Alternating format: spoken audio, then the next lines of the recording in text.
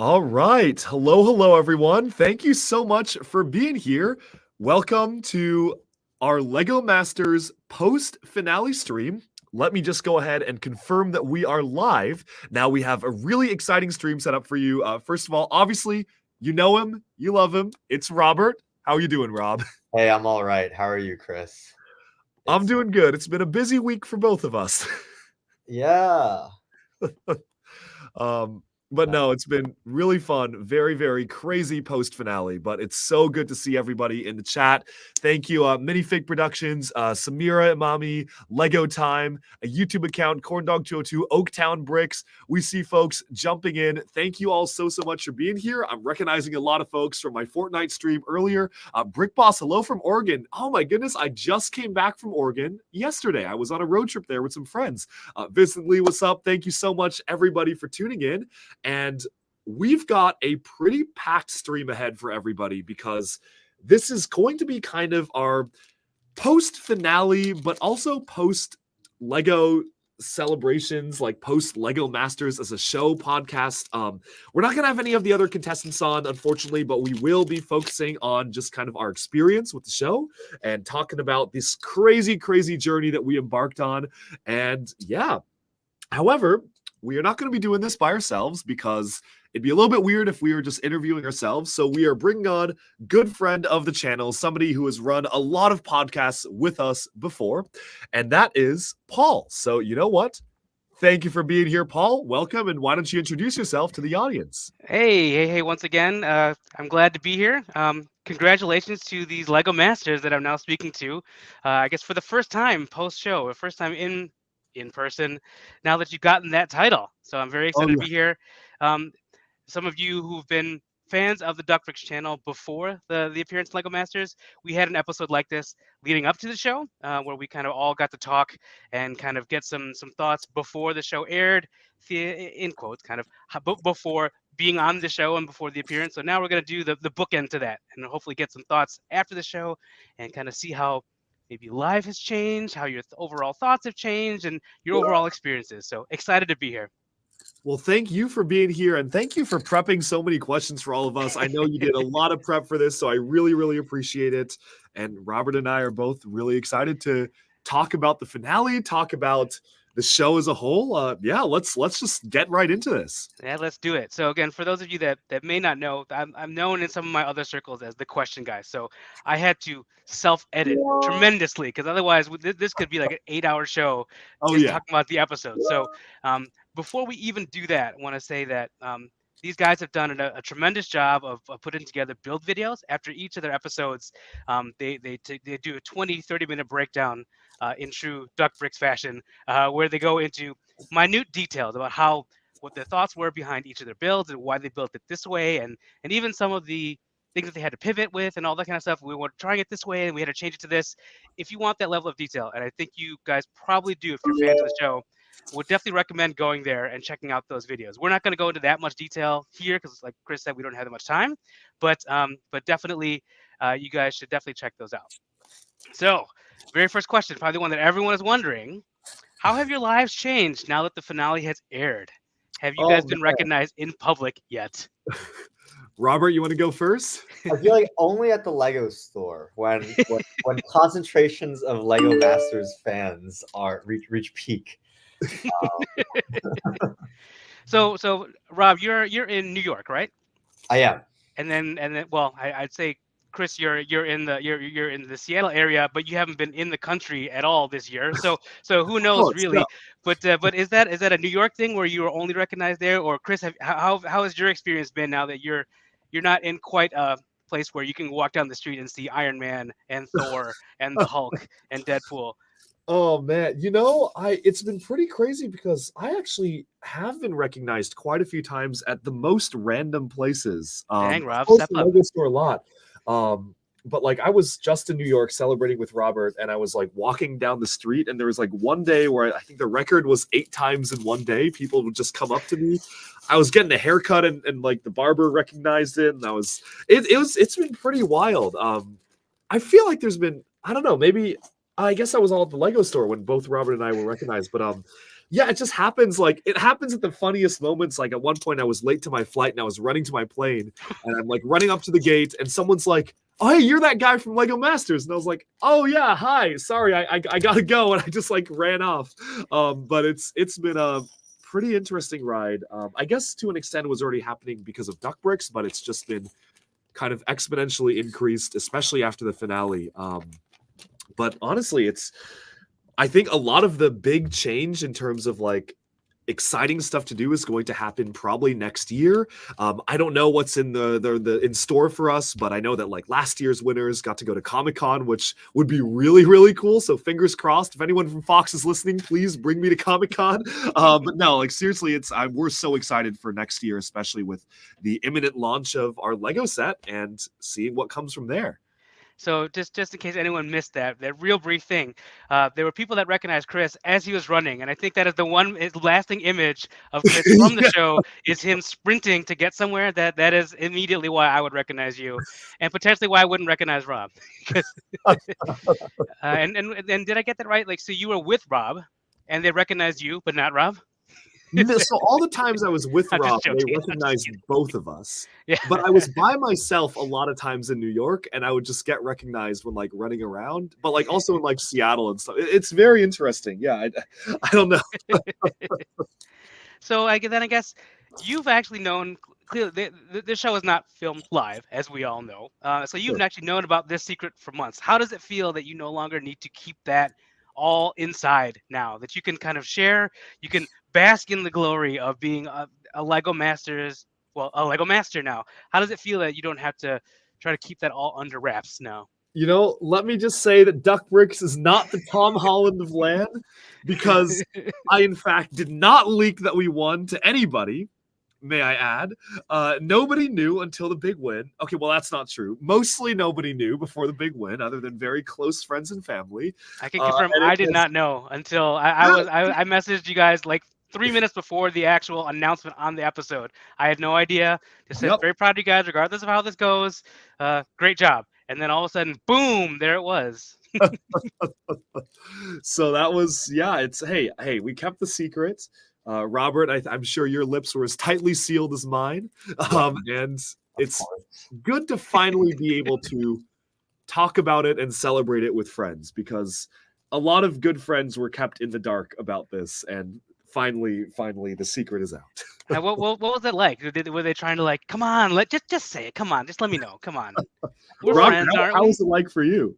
I mean, I think there's a judgment. Sometimes it's more fun for them also to not know. So yes. I think there's a judgment call to be made as to like if we can trust certain people, like my girlfriend or like my parents, obviously, and certain our parents were there. Yeah, so. That was a bit of a spoiler for them. Yeah, there is a judgment call between I think for most people it is good not to spoil unless like it like just like interferes with their life not to know. So I actually had that question a little bit further on in the stream, so I'll ask that later. Sounds good.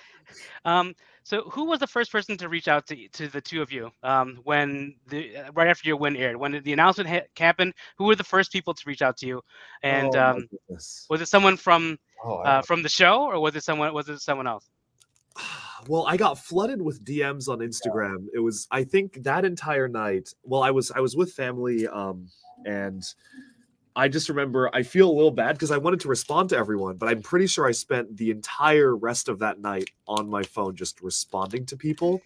I know that some of my really good friends, Jake and Brian, Jake is a member of Team Duckbrick, so everyone knows him, were watching it. I was unfortunately traveling, of course, at the time the finale aired, so I didn't get to watch it with them, which was I know they were really wanting to watch it with me, but they watched it live and were kind of live texting me throughout it. So when the win happened, they were all really excited. So probably I know they were the first people I talked to because I was live with them, and my girlfriend was there as well. So that was, I guess she was, but that wasn't really, she was there in person. So but it was a really, really fun experience, and it was just a bombardment of messages as soon as the win was released.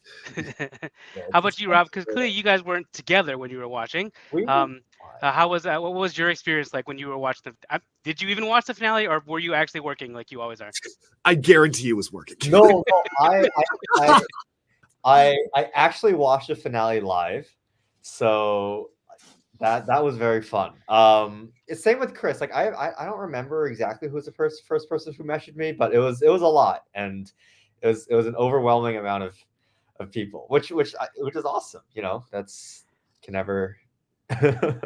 It's clear you guys definitely appreciate it. The fact that you've taken so much time to kind of sit there and kind of respond to everybody. I mean, I know that you ended up hopping in the Discord for a long time, answering Yes. lots of questions in the Discord too. Both of you were there, and of course I was there too. Again, as a fan, not of course, but me because I'm Of course. dying to know all these things. Like it was very much appreciated. And knowing how typically responsive you are, Chris, and then how responsive you were then, it's clear you were clearly flooded with lots and lots of questions and Yes. lots of texts. So we all understand and we still appreciate that. Like when you guys filmed the show, obviously we can't go into too much detail of the filming process, but I know as a student of reality television and reality kind of competition shows, I know that for live, like when the audience votes and stuff like that, in there, the whole cast and crew is isolated together for the full duration of the filming of the show.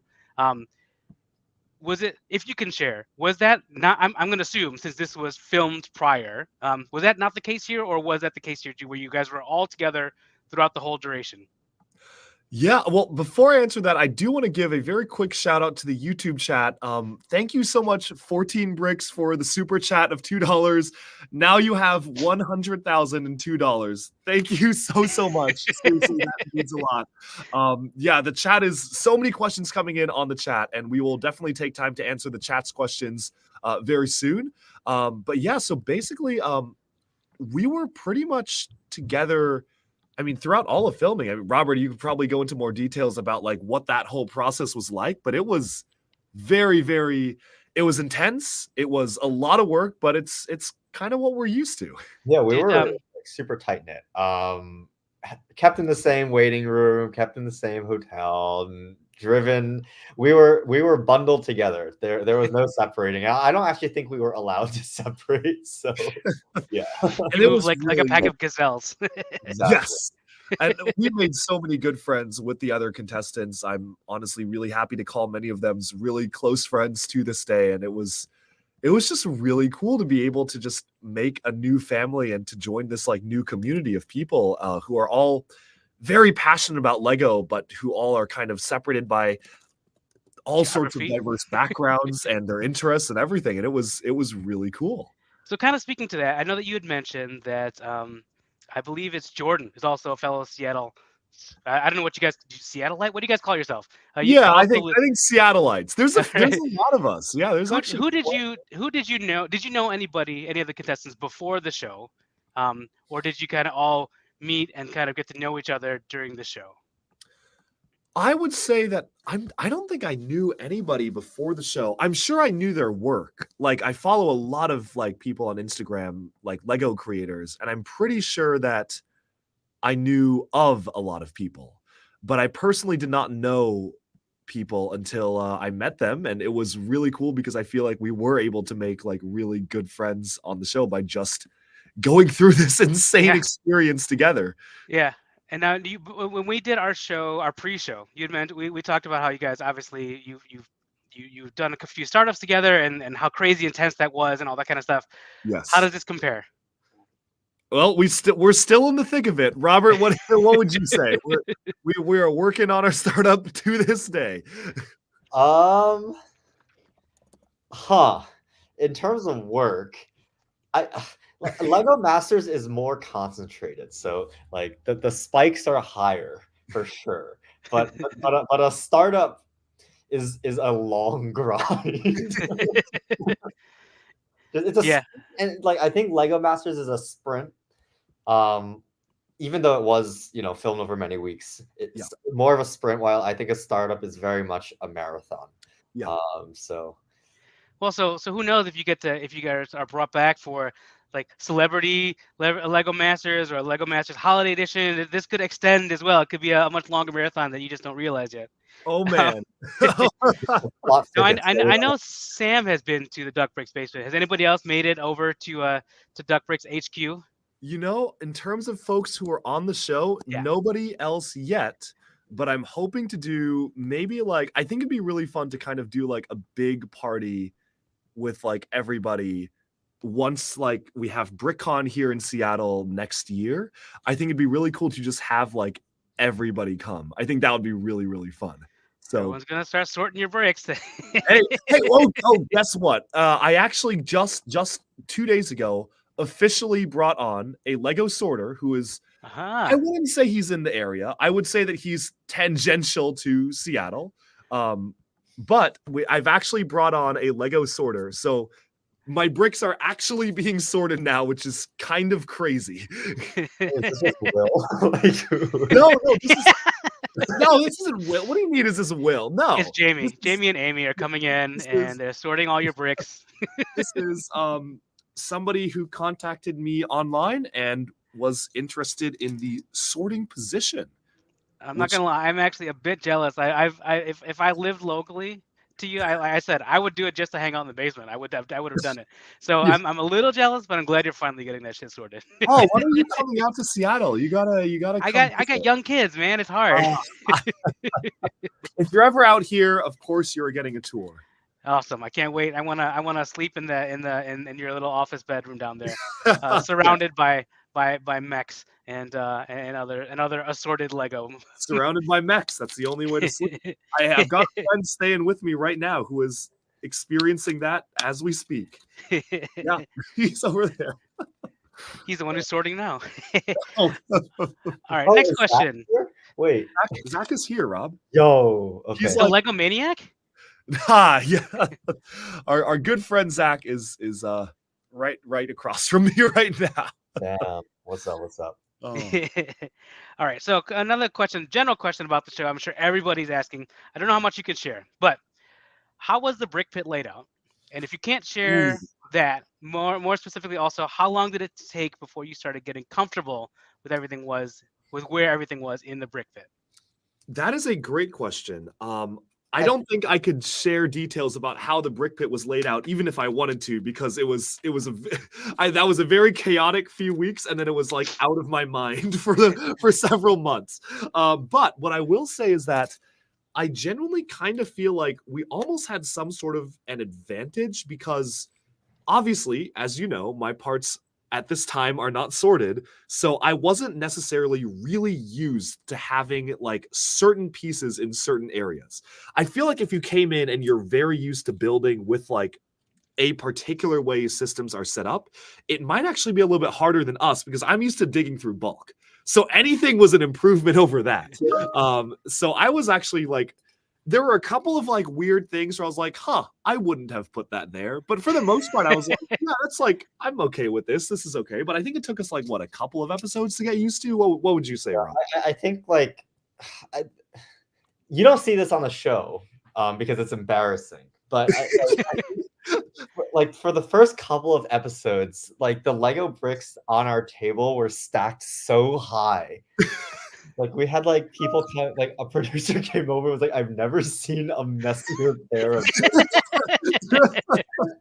all of Lego Masters. I think that was like a function of like us, because there's almost like a cost for us going to the brick pit and spending time looking for things. So we're like, if we're here, might as well just get a lot of it and then like eat it back to our table. So I think as the episodes went on, and I think like probably like by episode 3, or I think by episode 3 or 4, that level of excess Lego at our table has started to like drastically go down. But I think 1 and 2 were quite bad. Yeah. We did get better, and by like partway through the competition, we were pretty on par with everyone else. 1 and 2, there were just mounds and mounds of like every brick we could find just like sitting on the table. But we got better. We got better. So like what have like was there ever a time where like a piece that you needed just ran out because someone else was using it, or you ran out yourself because you needed too many of them? And what happens when that happens? Did you ask other people, I see That's you're using this brick, can we use this? Or do you just pivot completely because we're in our own lane, let them do their thing, we'll do our thing? What do we do? That is a good question. I wish I could go into the details of that, but I don't think that we can really talk about that sort of stuff in terms of pieces running out. Actually, that's true, because there are probably other seasons coming up, and probably don't want to give away Yes, all the secrets. of That's course. part of the game. Out there, I Yes, suppose. yes. What I will say is though that there were pretty much like you would have to actively try to like the brick pit was a near infinite resource. Like you would have to use like a million of the same piece for it to run out, and then even then they always had like a restock in the back. So I'd say it was like we never felt constrained. Like the brick pit was about as freeing of a system as you could get, I would say. I think it's quite rare unless like you really like double down on using a specific piece. Yes. Or like a really, really niche piece that you just decided to like plate like your entire wall with or something. Like then Like your UFO had all. You think you said a bunch of 2x4 grays, like dark gray 2x4s. Yes. And then you were still you didn't deplete the whole supply of dark grays 2x4s. I think that was stretching it, but we did finish the UFO. So, and I guess to that end, was there a specific piece that you always made sure that you tried to get with every episode? Like, I got to make sure we get these. yes. Or was there like an MVP brick that like this is the one that like thank God we have these? Yes. Oh, wait, I have it here. Yes, that. The king of all bricks. That and black pins. Hey, Robert, do you recognize this? Oh, dang. Oh. So I'm building colors. Yeah, we're building something right now, but because of it, I've got like a pile of these sitting in front of me. I'm really getting some PTSD flashbacks. But this, and to a lesser extent, these were the MVPs of the entire season because those were the structural foundation of like half our builds. Can you pan down real quick so everyone can see just your pile there? Oh yeah, let's see if they can guess in the chat. You guys have to know what this is from, right? Yeah, guess what I'm building in the chat. A shark, right? It's a shark. Oh yes, really the shark. And it's actually kind of cool because like obviously when you're building, there's like so did many you just tease me with the Secret Life of Lego Bricks book right there? Is that what I just saw? Oh no, it's a different thing. I'm still trying to find that book. But anyway, sorry, continue on. Sorry. But yeah, it's I mean yeah, obviously I am building the person. It's kind of interesting because when you're building the show, yeah, folks in the chat are already getting it. FY Clockwork Eternal, the handbag, LTR Bricks, the leaf bag. Yeah, leaf. Yep, the leaf. Everyone's guessed it. But yeah, no, it's really cool because when you're building, you have a massive pile of pieces. So you don't really have a sense of like how many pieces are actually going into something. But now that all the pieces are in front of me, this is way more pieces than I thought were in the bag. Like this is kind of an obscene amount of bricks, and I don't know how they're all going into the bag. Are you giving yourself is that an 8-hour challenge? Are you giving yourself 8 hours to complete this bag? Well, frankly, I don't have 8 hours to complete it. I must complete this today. I'm going skiing tomorrow, and this needs to be done by Sunday. So I must build it faster than 8 hours. That is what I will say. And now I don't even have Rob will fly over. So I don't know how I'm going to pull this one off, but we will see. All right. Now, knowing you two, and the research you guys do and all that kind of stuff, I'm sure you guys did some research on the judges. Did you do anything did you do anything in your builds that you knew would please one of them or the other? Like, you know what, they love this kind of stuff. Let's make sure we put this in there. Or were there any specific sets that you familiarize yourself with that were theirs so that you can be like, oh, they'll recognize what we're doing here and they'll appreciate it? That's a good question, Robert. What would you say? I mean, I don't think we did. At least I didn't. I think we learned very like throughout the show what they like. So Jamie really likes technique. Amy really likes colors. Yes. They both really like scale and story. And I think as the episodes went on, we just made sure to like hit those check boxes like really hard. I think especially with story, it's like I think the big word is like iconic. So like if you can make something in your build iconic, Yes. you hit the story mark. And then there's obviously scale. The bigger, the better in most cases because they like ambition. Technique, just use MPU and like using interesting non-square kind of structures. Yeah, and was this scale story and colors, of course, like just like making sure your color palette makes sense. So I think by the end of the season, I think we kind of got those down, and it was just a matter of like executing. I think Robert nailed it. I don't have anything else to add. Yeah. So yeah, I think it is very clear. So we as fans of the show, but of course through the benefit of editing, we kind of get to hear them talk all the time. We have a 44-minute episode of the show, and then the judges' interactions on the episode are much higher than I'm sure you guys had. I'm going to assume that they weren't with you for the full 8 hours or 12 Sure. hours or 24-hour build. So we see them for 80% of the episode whenever we watch. Yes. So we know these things, and so it's impressive that you picked up on that kind of stuff, and clearly it has helped you in your journey here. So glad to hear it, and I imagine actually that like we talked about this on the pre-show. You guys going at it. I was very curious to see how it would be for two admitted non-mockers and not huge Lego builders per se, or free builders, I guess is a better way, would fare when you approach it kind of in my corporate America viewpoint, kind of in a project management stance. And clearly, Yes. like that was a great way to go at it here, and clearly you guys have thrived with it. So I can only imagine your startups are doing very well because of this. We're working towards it. We hope so. But no, I mean, what I will say about the judges on that point, it was really, really nice because obviously when you're watching the show, a lot of it is cut down, but the judges would legitimately like coach us very nicely in terms of like feedback. So most of the times when we see the show, like the feedback's a couple of sentences, but I really appreciated how for every single build, the judges would give very, very detailed feedback. And they would say exactly what they liked and exactly what they didn't like. And that way you could always go into the next challenge being like, hey, they called out this, and this. Let's change it up this time. Or like, let's do what they said. And they were genuinely really invested in making sure that everybody was improving as a builder. And obviously the judges are Lego fans or Lego designers. They want to see us do our best. And it was just a really positive environment where the feedback they gave was very, very useful. And I remember we like went into each week saying, okay, they told us this last week. How can we incorporate this feedback into this build?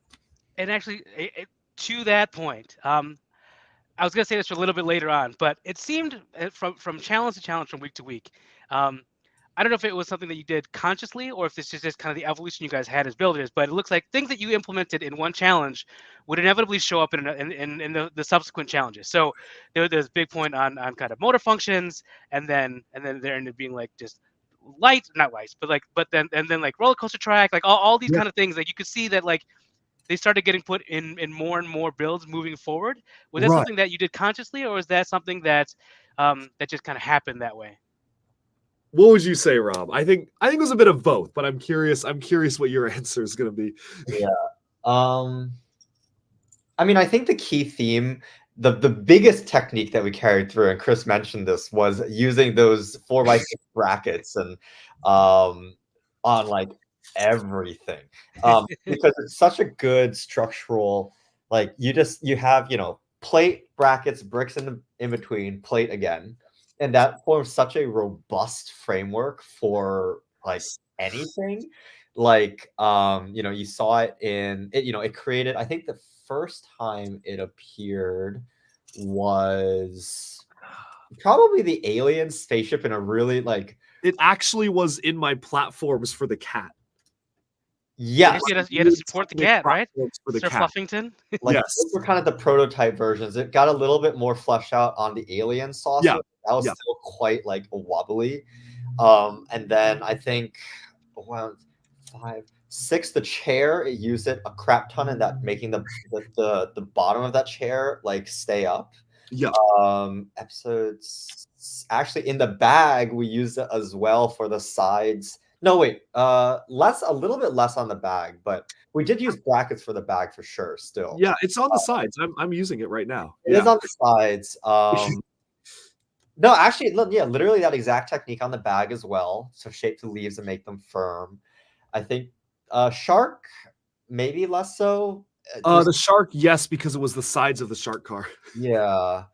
I know we used Thank it. God you had that in one of those two builds that you guys got. Yeah. Roller coaster, the giant cloud was that as well. And then I think it kind of got refined finally on the plane. The entire structure of the plane is built like that. The wings were built using this technique. Also, the 2 surfboards was also built using this technique. Yes. So I guess you can kind of see the evolution of as we kind of try to improve this thing and make it better integrated into each build as the episodes went on. I think that was like the main one that sticks out to me in my head. So as far as let's go the opposite direction now. I don't know if you could talk about it or not. Were there any illegal building techniques used in any of the builds that are on the show? You don't have to go into specifics about yeah, yours or anyone else or anything like that. But were there I any think that's- illegal builds? That's okay to cover. Yeah, I mean, if you look at our roller coaster, the one that comes to mind is the roller I guess you coaster. bent the track, right? Yeah, the track is being bent, and that was a pretty unique technique, which is technically illegal, but people use it in mocks all the time. Like I've seen a lot of mocks where people bend track a little bit, and it's like okay to do that. I don't know. Like Keeps the that's color. like what's that, Rob? Keeps the color coordination. If you Yeah, want, it kept Instead going. of the We yellow also ones in there. didn't have the regular curve up, and also I don't think the angle on the regular curve tracks would have worked for our push mechanism anyway. Well, that's probably why Jamie could never get that to work because he didn't want to bend the track. Yeah, I mean that's probably why he didn't do. Yeah, because he was like, I think it was fair that he was like, this is not possible because technically within fully legal building techniques, I'm not convinced it's possible. So he might have been right on that one. I did notice that you guys use a brick hammer in the last episode on the Wonderliner. Yes. Is that something that did you guys use that throughout the season? I know a couple teams did. You were never shown until the end using that. What was the thought about using the brick hammer? it was that same technique with like the brackets, the bricks, and the plates, like at scale. Like you just have to like use a brick hammer to make that like you have you make the brackets, you fill it with bricks, you put the plate on top, you have to like nail the bricks into the brackets, and then you put the plates on top again, like a big plate sandwich, and you like nail the plates on there. And like when I think especially for the finale episodes, when you're making that like 8-foot long surfboard or like those 8-foot to 9-foot long wings, it's the surface area requires less delicate handling. I was actually going to ask that when we get to that episode, but while you're talking about it now, is that how you're able to kind of so the wings? Obviously, you had to worry about them bending, but also like my biggest fear was that it was going to not only bend but also then just kind of shear apart, like just split in half because of just the weight and kind of the way that just tiles are. Was it just kind of that technique really helped to kind of keep it all together? I'm still baffled because we've not gotten a build video for the Wonderliner yet, so I don't know exactly about that. It is coming. Like, it is coming. I don't know how the hell it didn't like split in half. I think it's like a matter of using that technique and like using kind of staggered brackets so that there's no like long seams, like vertical, horizontal, and just making sure that, because I think it was literally just one layer, like that single layer of brackets, bricks, Technic pins, and plates. But we did need 2 layers of plates on each side. Yeah, I guess it was just like making sure that there weren't any large seams where like something like that could easily just split apart. Yeah. Robert pretty much took point on the wings. I helped out, but I mostly was just kind of doing what he was building, and you came up with a pretty good system of having the wings be actual strong like pieces, and obviously we'll talk about that more in the build breakdown video, which is coming soon. But I was very impressed because I was working on the movement function and the icons, I think, while you were doing the wings, so I just didn't really even have a ton of visibility myself into how you pulled it off. I think our World Wonderliner roll split was like very, very, very clean, which helped a lot for sure.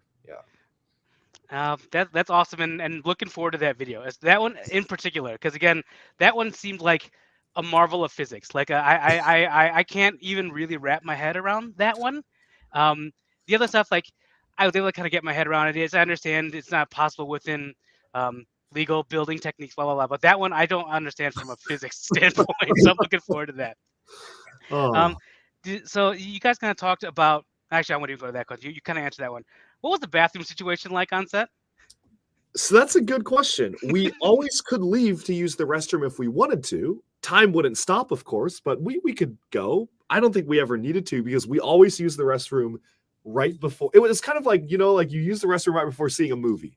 So we were using the restroom right before going in, but then we also like weren't drinking that much because we were just building the whole time. So I don't think we ever really needed to. Gotta I stay know, like, hydrated. That's always your mantra. You stay gotta remember to hydrated. Yeah, hydrate. and I think that like I mean, I've streamed for like hours and hours without using the restroom. Like I did a Lego Fortnite stream like last week, and I think it was like 7.5 hours long, and I just sat there and didn't use the restroom once. So like I think I'm like kind of used to it, but also I don't even remember a lot of the other contestants like willingly leaving and giving up time to use the restroom. Like you always could if you wanted to, but why would you?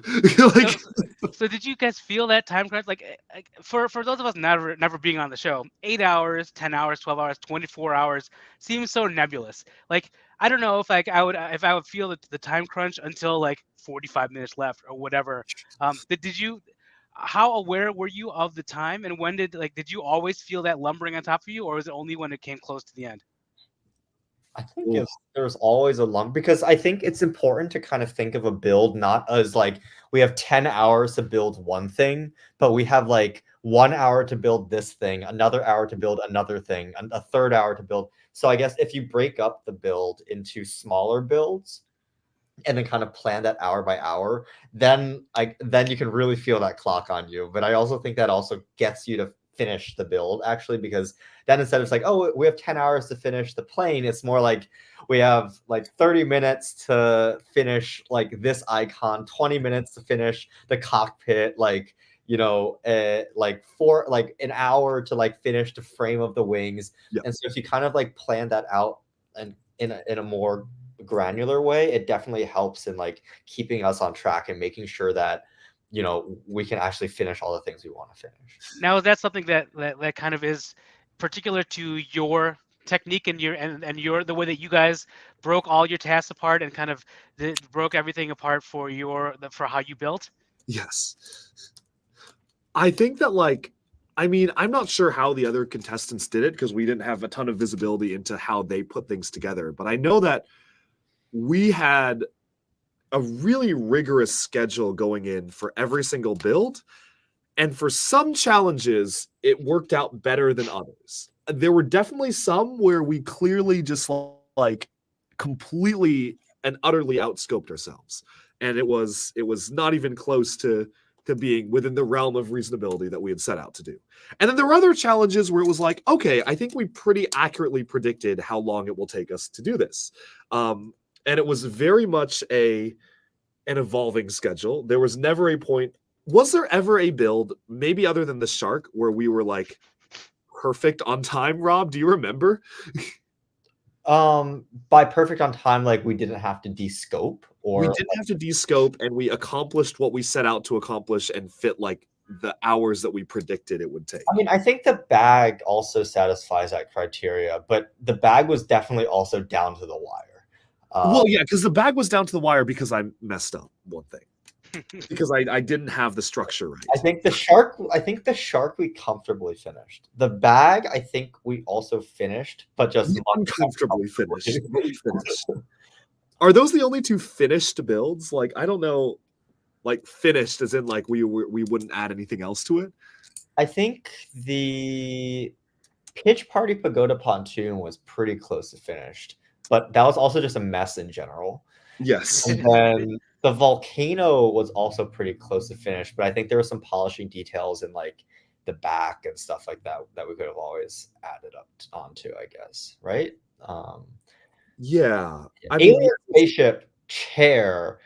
I don't even want to talk about the Cirque du Soleil because I don't know, that's like not worthy of discuss. It's like we just go through balls, but like I think like the alien spaceship, the chair, the roller coaster, and the World Wonderliner definitely like we had to like under scope, and we didn't want to finish. We didn't get to finish everything we wanted exactly.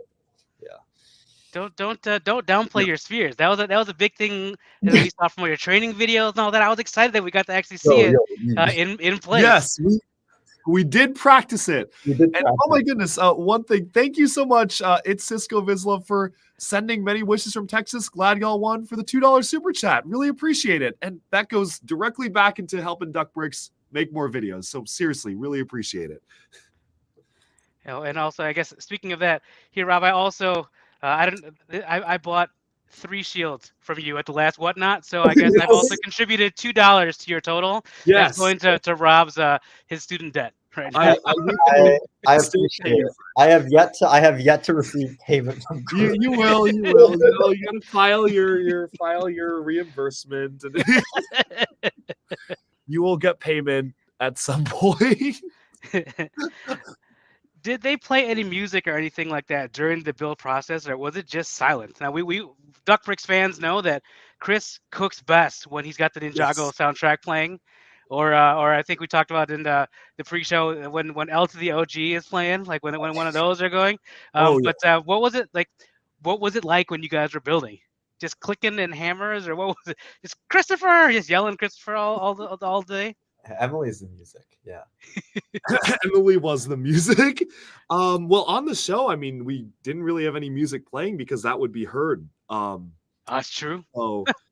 So no, we did not have any music. There were a couple of times when we did, but cameras weren't rolling. I don't know how much we can get into, but for the most part, it was like no music, and it was actually like I was like, hey, can I bring my phone on set to listen to music? And that was obviously not something that was cool with. But yeah, no, I mean, it was certainly good. I think I'm much better now at building without having to listen to music because of the show. So I'm like, okay, well now I can do anything without listening to music. Like I'm fine. So wasn't Allison and Melanie not serenading you guys with their music every time? Actually, were singing throughout parts of the show. Yeah, like they provided some music. Yeah. Forgot about that. Yeah, there was some music coming from that direction. Glad to hear it. Did you actually like? So when we're watching the show, the judges have running commentary. Did you guys actually hear any of that as they were doing it? That you like? Oh, did you hear what they said? They think that we're behind now, or anything like that. That either spurred you on or made you pivot, or did you guys actually not get to hear as much of it, other than when you were officially kind of being talked to by them individually? Unless you were very sneaky and like wandered around behind them, you would not hear anything. Yeah. Not saying that I was sometimes, but you generally don't really hear anything. Like they were there at the front of the room talking, and we would hear snippets. And yeah, if you're closer to them, if you're like sitting near them, then you would hear but it was nothing actionable. It was something to increase anxiety.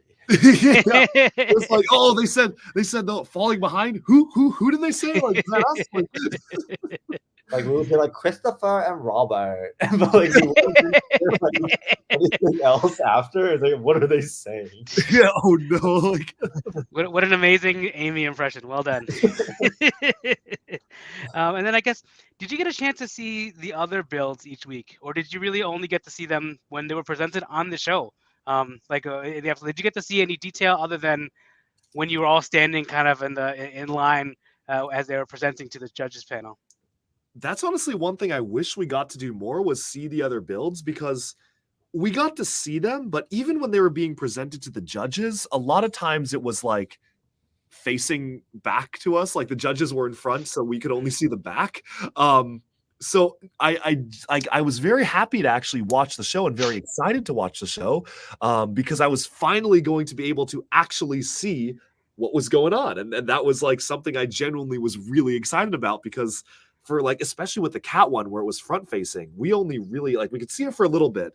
But we only saw the backs of them during the presentation, so we couldn't even see what the cat was doing. So it was very, very exciting to watch the show, and to an extent, I actually kind of appreciate that, because that meant like I wasn't going into the show being like, oh, I've seen all of this already, this is not fun. I was going into it being like, I'm going to watch 90% of this and have never seen that before. So I was quite excited. So I guess to that end, actually, when we had kind of done some talking before, kind of in prior episodes, I know that other Chris had not watched the show. At least by episode 2 or 3, he didn't want to watch the show because he had mentioned that he was worried that it might taint his experience. He had such a great Oh experience on yeah, the yeah. show that he didn't want to kind of ruin that. He liked having it the way that he had it in his head. Do you know? Have you talked to him at all? Did he end up watching the show at all, or did he hold strong to that? I'm trying to recall the last time I checked in with him. He might have held strong to it, honestly. Like he is a man of principle. He sure So, is. I mean, he's a soldier. So he's like if I he's would gonna not stick be to something, he's gonna stick surprised. to something. Exactly. I wouldn't be surprised if he just stuck with it. Yeah. All right, I get that. I guess since we've respect already that. I don't started, think I could have done that. But we started talking about the episode. So, if you wouldn't mind, I think now would be just a good time as any to kind of go over a quick overview of the episodes as we had as the show aired. The way that I see it is we'll just do a real quick, not even a rundown, but just a quick refresher to everybody as to what the episode was. Yeah. The tops, and then who got eliminated, and then I've got just a couple questions just to kind of guide you through it. Sure. And like I said, that if anybody wants details on the builds, these guys have done great build breakdowns, so make sure you watch those. I'm not going to go into too much there because again, this episode would be like 8 hours long. So Sure. we're going to try to keep it a little bit cleaner than that. Okay. First episode was Brick Lake, or at least that's what the episodes were called, I believe. And where you guys built your pitch party pagoda pontoon, the alliteration mobile. As we Oh call yeah. it. Number 1, Nina and Sam. Unfortunately eliminated, of course. Brad and Mike, who we did get the chance to talk to at one point. Yes. Who was number 2 in that episode? They didn't really show a number 2. Did they rank a number 2 in there? They did. I don't know if we can say. Okay. No, why not? I think we said it in the stream too. It's okay. I think you might have, but yeah, I think you did. And I don't remember who it was. Was it Jordan and Chris? What I will say is that it was someone who I felt really deserved it, and I was very impressed by their build. I will leave it at that. Okay. Sounds good. We announced it in the previous stream, but it's only I just fully assume that it was just cut for time. When you have that many, when you have that many teams, and then everyone is trying to spotlight builds where they can to try to craft the story for the show and all that kind of stuff. It was just due to time. I don't think it was cut for any specific reason. No, anywhere, but I just think it's just due to time. Yeah, that's how I saw it as well. But it's and so one of those, like, since everybody was new that episode or for that challenge, were there like traffic jams at the brick pit that you like everyone's like all running to the same place, or just a big like just everyone all just congregated in one spot trying to find where's this? How was that experience at the beginning? But people were really helping each other out. I was very happy with like people. Like, I don't know, like everyone was like pretty friendly with each other and wanting to see each other succeed. So it was very positive. Like it was just everybody wanted to help each other, and it worked out that way. Yeah, I think that's actually a pretty wonderful example in the community that this isn't even on a competition show. Everybody still wanted everyone else to succeed. And I know that that I don't remember if it was on the show or if it was when we talked to him specifically, but like at the end there when Brad and Mike were building, obviously for those that remember, they were behind in the episode, and they finally were trying to like just cobble together whatever they could, and they needed minifigure parts, and everyone just kind of pitched in and was giving them all the minifigure parts that nobody had to run back and forth to the pit. I thought just a wonderful, just this kind of show of community, and then we see that later on in the episode, and when we'll talk about that when we get to the later episode. But I thought that was just. It was lovely to see. Again, you guys were still all new, didn't know each other very well, but still there was the effort to make sure that everybody did well. And I thought that was really cool. And that's what Lego's all about, right? Like that is kind of the spirit of the Lego community, of like people coming together and literally like building off of each other and supporting each other. And I feel like, I don't know if I would do like not a more competitive, because this was very competitive, but I don't know if I would do a different reality TV show where it's more like people pitted against each other, because it never felt to me that we were like pitted against each other on the show. You know, it was always like everyone's really friendly with each other. Obviously there's like playful competition, but everyone genuinely wants to see everyone else succeed. And that was really, really positive to me. Like I remember really coming away from that and being very, very happy with how that was handled. Yeah, and I think that's really cool, and a wonderful thing about it is because like that was actually one of the questions that I had later, because you guys are clearly very competitive. You mentioned it many times on the show that you're competitive. Yes. Did but it looks like it never really got to the point where you were competing to beat others. You just always wanted to compete with yourselves and to make sure that you put forth the best thing you could for each challenge. And I think that the fact that Yeah. everybody had kind of seemingly the same kind of vibes and Yeah. the same mindset, I think actually helped it to be a much better show overall. Yeah. Otherwise, you get to your survivors, or you get to whatever where people have become like competitive against each other, and then which are fun to watch, but not really in the spirit of Lego. Like I don't think that really it's a different show in that Yeah. case.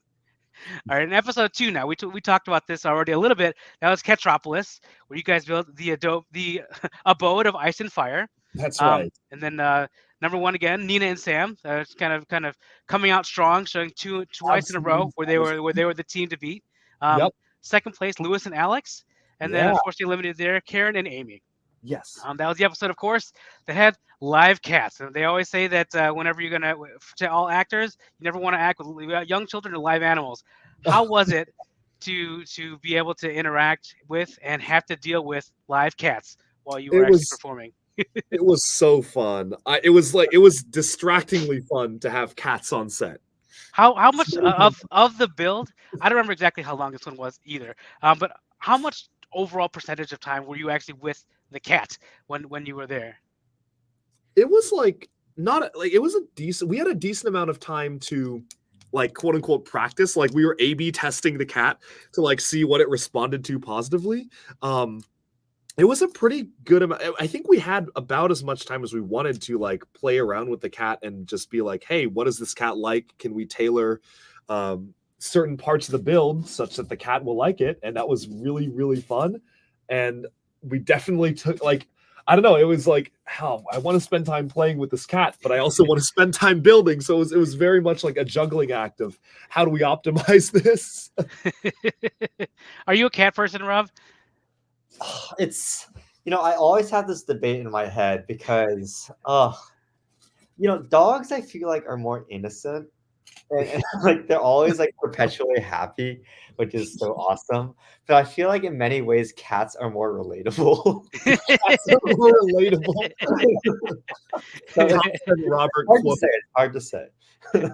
It is true, but I will. I've now owned I think 4 cats in my lifetime, and cats are much more dog-like than most people realize, and I didn't realize that until I actually owned them as well. So it is one of those that. I'm a cat person. I know that Sam owns cats. I know that Melanie, I believe, had cats as well. I wonder. I did also wonder if they felt they had enough time with the cats there, or if they wanted more time there. But either way, we'll talk about that at a convention or something. With the cats, like. I noticed that Melanie actually had a bandage on her leg in that episode. Was there like an accident in the brick pit? Did Jordan scratch her too? Yes. Do you know what happened there? I don't remember the details, but I remember there was like a point where she needed a bandage. I wish I remember more. You would have to ask her. Maybe I don't know, to be honest. I genuinely don't remember, but yeah, no, I think it definitely was a mad rush to the front, but that's part of the show. It's part of the fun. So yeah, I really didn't have much question. I just wanted to sneak in how it was Jordan that caused you debilitating pain. Yes. That actually was the reason why we didn't win the episode was actually because of him. No, like 100%. Yes. Next question. Can you explain Big Fish? Well, do you want to take this one? So Fish. I think by the end of episode 1, which was very messy build, and I think the judges told us that, we were like, okay, so for our next build, we have to build something like more iconic, something that stands alone on its own. And for some reason, like in the mess of the build that ended up being episode 2, the big iconic thing we wanted to build was a gigantic fish, a big fish. Chris was deluded. And so it was a pretty frenetic episode and a pretty frenetic build, I will say. A bigger fish. And all episode. I figure if you guys are able to still be friends and partners after that episode, then I guess your bond is strong, because It got cleaner as the season went on, I will say. That is all I have to say about that one. Big fish. All right, next question was volcanic brick eruptions, where you guys built Jungle Bastion of the Sun. Yes. And I guess this is probably I don't know if this is your most iconic build, as the Duck Bricks channel. I'd say Yes. it's probably the one that's probably most recognizable. If anyone saw any of your builds, they'd be like, "Yep, that's the one that Duck Bricks made." Yes. There, Poppy and Ben emerged victorious in this one, and you guys placed second on this one, and unfortunately eliminated in this case were Jordan and Chris. Yeah. My first question is one that I asked you in the chat, but I think other people may have fans of the show may have the same question. What was the actual point of the lava challenge? Like normally you can figure out kind of the ulterior intention of each of these challenges. Like when they have the suspension bridge challenge, is to see how well you can build with stability. The explosion challenges are how well you can be stable but still pretty when it's blown up. Building from a wall or a hanging brick is testing stability in an unstable environment. Yeah. What was the ulterior challenge of the lava challenge? Well, for one, I think volcanoes are pretty cool. Like everyone likes to see a volcano. But I think the interesting technical challenge of that was that the entire challenge was hinged around making something move as an action feature based on lava flowing. Okay. That was the point of the challenge, and it was, can you integrate a function into your build that is activated by flowing fluid? Sort of similar to the water challenge of a previous season, like you mentioned, but with a different, more viscous type of fluid. And there were certainly varying results. I mean, as we saw, I thought Jordan and Chris had a really cool idea and a really fun build, but ultimately the reason why they got sent home was because their function just didn't work, and that was clearly a very important part of the challenge they needed to see implemented. Yeah, so for those that don't remember, they had kind of that big cobra that was going to be coming out of the ground based on theoretically the flow of the lava kind of going through kind of a water wheel and kind of weighing it down and then lifting up the snake. So obviously you guys weren't able to test any of this beforehand. Yeah. How nervous did that make you, given kind of the mantra about surfacing assumptions early and often and all that kind of stuff? Robert, what do you think? Yeah, so I think for this one, it was unique in the sense that we couldn't really surface our assumption, like test our assumptions early, because like we couldn't like put lava on our build until it was being judged. So I think kind of how we tried to work around that was by having two mechanisms. So one of them was like a water wheel or a lava wheel that would hopefully spin if the lava poured out onto the wheel. Hopefully. Second one was like some doors near the end with like statues on top, so that when the lava flowed past, the doors would swing open. And so we were like, okay, like if one doesn't work, the other one should work. So that's exactly what happened. And that's what happened. Yeah. So that was again. I think that's your project management kind of mindset coming through there, where you're like, okay, we need to pivot, or just trying to find all the alternate ways out of any scenario, or being able to plan around this. If that doesn't happen, we got this. I think that was kind of a wonderful, really a great idea in kind of going into that challenge. So well done with that one. Anyone remember the drooling mask? Yes. You that was kind of one, at least the most obvious one, at least for me, where there were some obvious references that you guys had in there. Were the judges aware? And those of us on stream, or not in the Discord, I think you may have even mentioned in a couple other places that some other people that were there recognized some of the references. Did the judges recognize them, or were they appreciative of them at all? I think the judges. Well, okay, they didn't indicate that they recognize, but like I mean, they're Lego designers. I think they knew what I was going for. And well, there was really funny because there's like a couple different people on set. I don't know if I can shout them out by name, but there was one person who I've talked to on Instagram since, who always showed up to set wearing some sort of Lego themed shirt. And more often than not, it was a Bionicle themed shirt. And so one of my favorite moments was that like he was walking by and he just saw us putting together our build for episode 3. And he kind of looked at me and like nodded. He was like, "Ah, yeah." And we had like a shared, and he had a Bionicle shirt on that day, and there was a shared moment of understanding between us. Like, yes, let me cook. So at least you had one fan there. So that's good to know. Yes. Did you guys have any of the Cuban coffee that Lewis and Alex were kind of putting around there? Yeah, so Robert? clearly Rob did. I'm not a coffee drinker, but to be honest, I have been drinking more recently, maybe because of this, unknown. But it was so tasty. Like holy crap! Like that was good coffee. Yeah, so I'm a big coffee drinker. So yeah, I would have loved to have tried Cuban coffee from actual Cuban people there. Yeah. Now, Chris, did you try it at all when you were there? You know, I know traditionally you only drink water. Like that's kind of how it goes. Yep, I only drink water, so no, I did not. But For shame. I know I was tempted, but see, my issue is that like, okay, if I ever drink coffee, I'm gonna like start getting addicted because I already don't sleep, and coffee will just enable that more. So my biggest fear is like I will just start like I'll spend as much money on coffee as I do Lego, and that cannot be. So I've just been like very, very scared about that, which is why I've not like drank coffee before, which I know is like it's a dumb reason not to do it because like I would like it too much, but that is genuinely like I would like it too much. Probably. It's good. It's good to know your limits. Honestly, that's good. Yeah, I guess if we were talking about other Chris and his ability to kind of stick to his principles, that's pretty remarkable. You live in the birthplace of Starbucks and you don't drink coffee.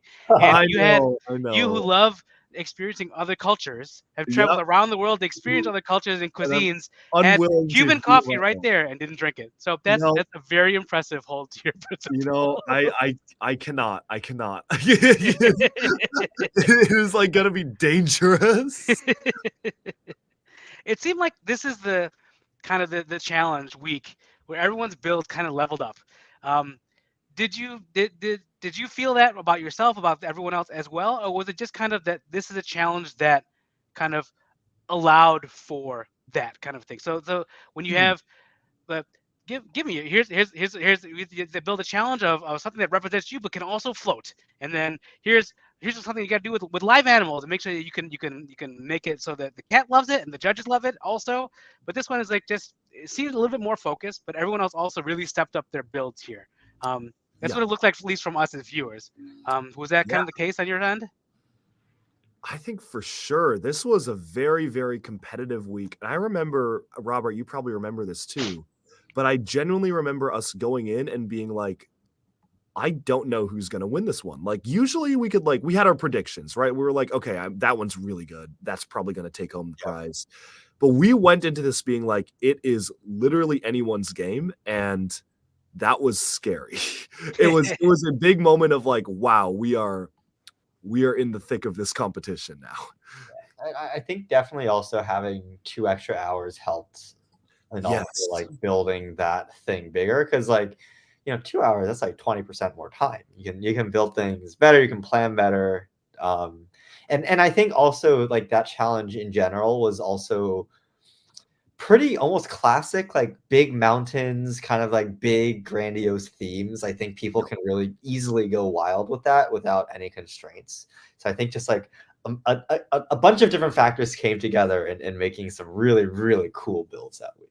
Yeah, it was a very impressive build. Like every week was impressive for different reasons, but this is really kind of like the showstopper week, or the first showstopper week where you're like, oh damn, everyone here is here to play, because these are either gargantuan builds or like have so much like technical like expertise and prowess showing in them. Like Ben's and Poppy's build was awesome. Like it looked like something you see in an Indiana Jones movie, something like that. Just out of the mountains come this amazing castle. Like it was really, really cool. And then of course we see yours and all that kind of stuff. So it was actually very, very cool to see in that kind of stuff. But then my only real follow-up question, well, the last question I have is, in the cat episode, you risked bodily harm to try to get the underwater theme build. And in this one, you guys went straight for the jungle. Why didn't you go for underwater in this one? Was the draw for that iconic Islander theme more than being able to now build underwater. Yeah. Clearly, you Well, wanted to build underwater before. 1000%. I mean, I heard volcanic island with a jungle on it, and I was like, all right, let me cook. And there was no question. But the crazy thing is, I actually remember I went and grabbed the wrong thing at first. Like, I had it wrong. And Robert went all the way around and got jungle. So thanks to Robert, we got jungle. And like, if we got anything else, I feel like I would have been like so demoralized.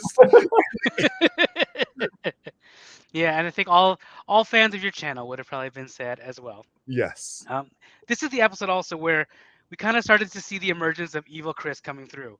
Kind of Yes. a slight fade out of kind of the more the pitch meeting kind of type presentation, either during commentary with Will or even not so much during with the judges, but Evil Chris started to come up, and the pitch meetings, at least it noticed that way, seemed to kind of come down. Yeah. Did that actually happen, or was that just editing? Kind of made it look like that way. We always had a pitch going into every single one, which obviously you see it on TV, but I think that like we started playing up the evil character a lot because it was like more fun for us. Sure, of Like we course. spent the first episode making fun of like our startup bro friends, and then we were like, okay, we've done this already. Let's do another like funny shtick. And that was the evil Chris. And then that was like, oh, I'm having a lot more fun doing this. Let's just keep doing this. It's always more fun to be a villain, right? Oh yeah. So that was the logic behind it. So Rob, when Chris would get into that character, what did you feel whenever he would either be tiptoeing around to other teams instead of building with you, or when he was doing his practicing his laugh, or in later episodes making you do push-ups? How did you feel about Evil Chris coming out? I mean, I think he's naturally better at it than I am, for sure. So. Hey, what do you mean by that? Whoa, what do you mean, Natcha? Well, clearly the camera loved you. That is very true. They loved the character, and they loved your reactions, as anyone would know and has noticed there. So we all enjoyed it, that's for sure. Oh. Next episode, probably my favorite challenge, is Build It by Ear. It's where you had to build up the sound. I thought this was just the coolest concept. I've never seen anything like this before in brick conventions I've been to. It's certainly not in any other episode of Lego Masters US that I've seen. I don't know if they've done this on other episodes, but this is where everyone had a sound effect and they had to build what they thought that sound effect represented. You guys, of course, doing Alien Conquest 2 Electric Boogaloo. The winners in this case, Nina and Sam building their huge clock. Yeah. No surprise to anybody. Yeah, Lewis and Alex they got second, deservedly so, I think, doing the kind of monkey classroom, and unfortunately eliminated here were the Tims with Will's magic show. Mm-hmm. My first question, just to reiterate, if you wanted details about the build, which was a very impressive build and very cool for us who are long-term Lego fans that love to see some of the references you did in that one too. But my question is not related to that. Why was Jamie in bubble wrap in the beginning of the episode? I think the idea was that he was like making popping sounds with it. I'm gonna be honest, I didn't like fully get it either. But I just feel like, oh, he needs an outfit that's like wacky to make sounds with, and I'm like, okay, I guess that makes sense. Let him cook. It's okay. Either that, or like just make sure that watch out for people from running into him like Jordan did to you, or like you may have done to the tables and things like that. Oh man, I thought that was very interesting. Like, why is he in a bubble wrap? I was waiting for it to pay off. And I think that might be something that didn't make it off it was on the cutting room floor there or something like that. I don't even know if anything was cut. I don't remember a payoff either.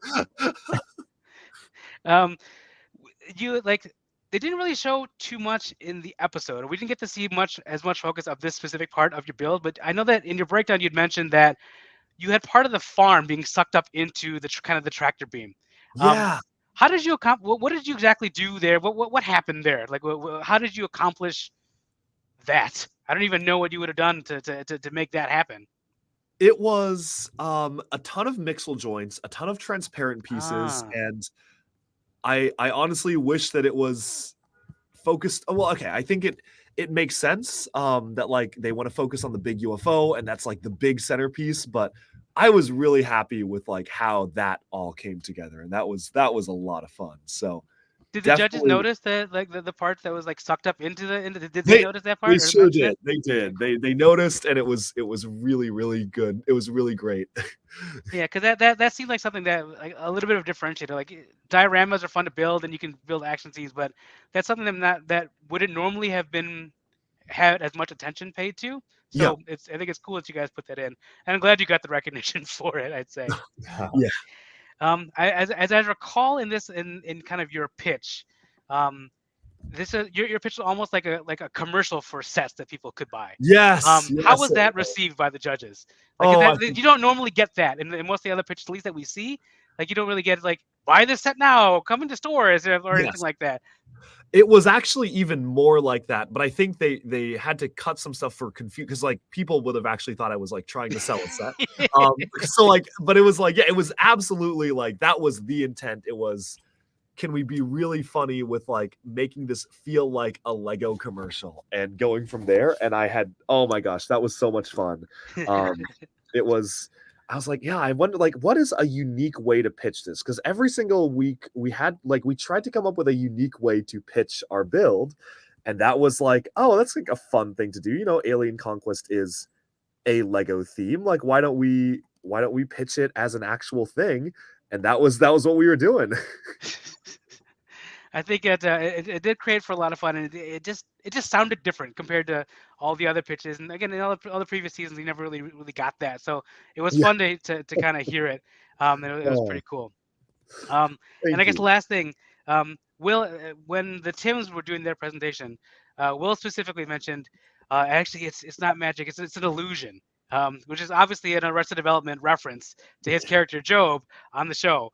How often were his projects referenced on set? You don't really hear much in the show, in the episodes, but Yeah. did they get referenced just as you were kind of like hanging out and building and all that kind of stuff?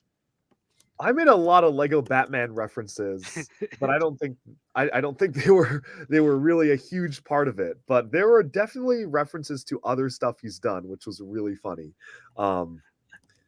There were a lot of just goodwill jokes. Like having him on set was like really fun. Like genuinely, like one of the most fun experiences was having him like be telling legitimately like funny jokes on set. But yeah, no, like Robert, how was it for you? Like, I thought it was a really positive experience. Yeah, I mean, Will's great. I can't say anything bad about him. I mean, he makes some raunchy jokes that get on the cutting board, but he's a cool dude. Yeah. Like it seems like I love Will Arnett, and I think he's a really funny guy. I love all the stuff that he's done. So he's one of the ones that if I see him in a project, I'll definitely watch it.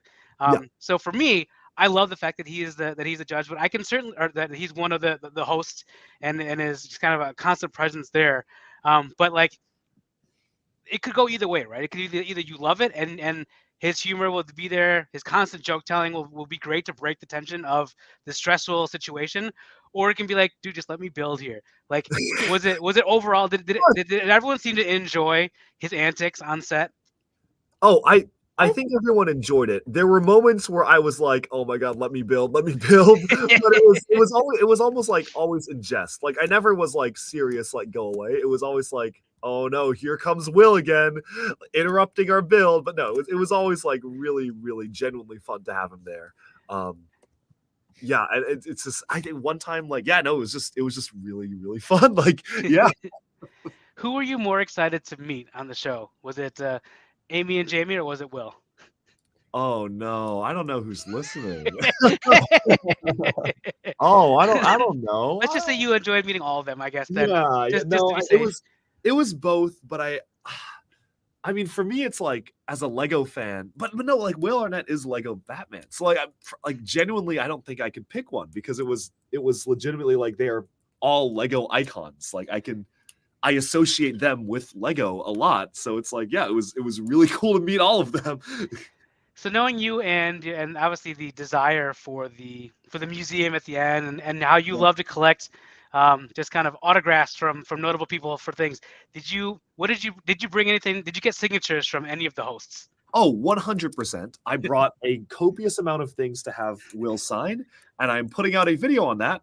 Oh, there you go. I don't remember when it's coming out. The video has been done for like months because I filmed it back in like May. So the video's been like sitting on my channel for months, and so it's gonna come out whenever it's the time is- 2026 when the next opening is in your schedule. Yeah, whatever the next. But no, I think I pushed it up because I was like, oh, I want this to come out around the finale. So I feel like it should be like this or next week. Yeah. Hopefully, so keep an eye. Set up the notification bell or whatever Yes, it like, is. subscribe and ding the notification bell. Duck Bricks alerts. There Right. you go. All right, next episode was the Cirque du Soleil episode 5. In this case, this was the team up episode, 4 versus 4. The winners in this case, Aubrey and Ryan. And then there was really no second place because it was only the winner got the tickets to Cirque du Soleil. And then elimination isn't really the right word in this case, but unfortunately, this was the last episode that Poppy and Ben were on due to illness. And I guess first thing we should say is that Poppy is okay. Yes. In that first episode that we recorded after the first episode, we actually got a chance to talk to him. Poppy had just come back from like a 20-mile bike ride or something like that, and then ended up on the stream. So Yes. already he's more active and clearly healthier than I am. And then you got to see Karen and Amy in their kind of their get to know us like vignettes or running triathlons and all that kind of stuff. Clearly, I'm the most out of shape person in the room at all times. But yes, Poppy is okay, thankfully. And that is of course great to hear. For those who were wondering what may have happened, he is okay. So we're all glad to hear that. Yes. My question about this now, again, as a student of reality TV competition shows, Sure. when I hear the team challenge, first thing I think of is, oh, that means no one's gonna get eliminated, right? Because how are they gonna eliminate someone on a team challenge in there? Yeah. What are your thoughts when you guys heard, oh, team challenge? Did you guys have that same thought? Did you guys get now suddenly nervous that, oh, now we gotta bring up, we gotta show up in front of the other people that are our competition? What did you guys think when team challenge comes across? Well, we are not reality TV show experts, so I don't think either of us suspected that there would be no elimination. Did you, Robert? No, we were both very naive. So how did that adjust your mindset going into this challenge then? That you had to you had to perform as part of a team and make sure that your build did well as a whole, but also that your specific build stuck out. Robert, you want to take this one? Yeah, I mean, I think we did awesome as a team. By the luck of the draw, I think for some reason the team that we ended up being placed on, everyone on the team was first or second at some point previously in the conversation. Actually, that's what I have written down. Like, you guys were like, as of at that point in the show, had a super team basically, It was because pretty stacked. everyone was first or second, and then the other team, as it turns out, like as the show continued on, like your team had 2 top 2s or top 4s, and then their team had 2 top 4s. So obviously, everyone's a great builder, and all teams were balanced by the end of the show. Yeah. Yeah, but it seemed like offhanded, like, well, they got to stack talents on one side. And it was genuinely like that was nothing about that was state. Like it was, we went up, we grabbed random envelopes. There was no influence as to what envelopes we grabbed. They were not given to us. We took envelopes, and it literally happened to be that way. And it was, I just remember as we were opening it and they were announcing it, we were just looking at each other like, no way, like this is gonna be wild. So we were all very stoked to work together because we all had, like, we were so excited. So Very different challenge for sure. Yeah, and I thought that was kind of a cool part of it, and it's a cool part. No, again, particularly like what you said before, that like everybody was kind of like a family, and everybody wanted everyone else to succeed. So when you have team challenges in that environment, it's very different than when everybody's competing. Like so they do kind of duet challenges on The Voice or whatever, where you gotta have a good duet, but also you're still competing against each other to see who had the best standout moment within the duet. Like in this case, it allowed for you guys to do what I thought of was the most project management kind of mindset of all. That you guys went assembly line basically. Like your team helped out everybody else in the team. Who came up with that idea? Again, for me, that screams project management. But I don't know if that's actually what happened in there. Like, did you take the reins and say we're gonna do it this way, or who came up with the idea to do it split up like that? Yeah, I mean, oh well, to jump in really quick, big shout out, thank you to Miss Fan Culture for donating a super chat. Congrats, so happy y'all won. Thank you for being here. Really, really appreciate it. But going back to the question, the idea, honestly, that might have even come from Sam. I think Sam, I remember, was really, really gung ho about all of us like working together as a team. And Sam was like, let's like, he was like, hey, I'll build this, we build this. But I don't even think the idea came from one person necessarily. We like kind of just approached it that way going in. Like we were like, oh, duh, if it's a team challenge, let's leverage everyone's strengths and make it look cohesive. And I think the really important thing to us was that it had to look cohesive. So it had to be like a build that felt like it was built by one team. And I think like Sam has a lot of experience with building mocks and doing collaboration mocks, because a lot of people, a lot of times for Lego conventions, they will come together and they will collaborate on mocks. And because of that, Sam was like really leading the charge in terms of making sure that we all work together as a team. And I really respected that. And I was like, yeah, like let's do this. And it kind of just worked out that way. Yeah, it was, again, both teams did a great job, actually. Like surprisingly, like it there was drama that I'm sure was part of the editing process that made it Sure. look like your team was cooking the entire way because of teamwork, and the other team was falling apart. But both teams did a great job, honestly.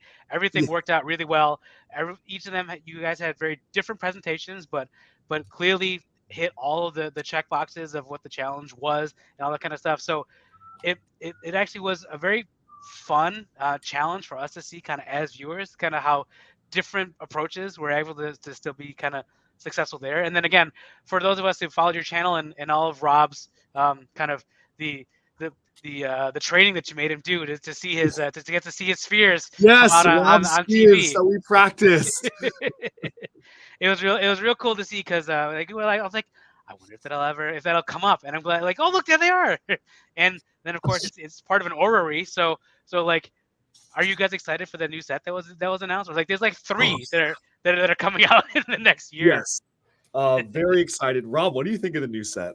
I mean, obviously inspired by what was on the show, of course. Oh, 100. Oh, yeah, clearly. Was that the build that you guys designed? Oh, yeah, no, leaked early. Yes, no. But no, you can imagine my surprise when they revealed a Lego orrery set coming next year. And Lego's never done a set like with a working orrery. They've done it with like miniature ones. But this one's like working one with Technic. I am beyond hyped for that set. It looks really good. And I'm excited to see how one should really be built, because the one I put together was a little dubious in its construction. It worked, but I want to see like a legit Lego designer's orrery, you know? To find out more about the dubious details, check out the build. Hey, there you go. You know, but even in that, it's there. Like you find out, like you guys have mentioned here, like, oh, we just did some circles. You guys did a lot more than that with the actual function of it and all that kind of stuff. So there is much more to it there that you can find out in that breakdown. Now let's see, like, this is the episode where Rob really got to show off. So part of it was, of course, the spheres, but then the other part was the push-ups. And this is something that Evil Chris got to instigate there, I suppose. King Robert. Now let's say, like, at this point, for those who don't know, Rob was about to graduate. This was like his senior year in college, and we have Ben, who was still in college and still had a presence theoretically on campus. Why did you decide to smoke him in the push-up challenge instead of letting him experience the glow from being able to do push-ups on national television? Why did you still decide to smoke him? Look, I'm a competitive person. I win at all costs.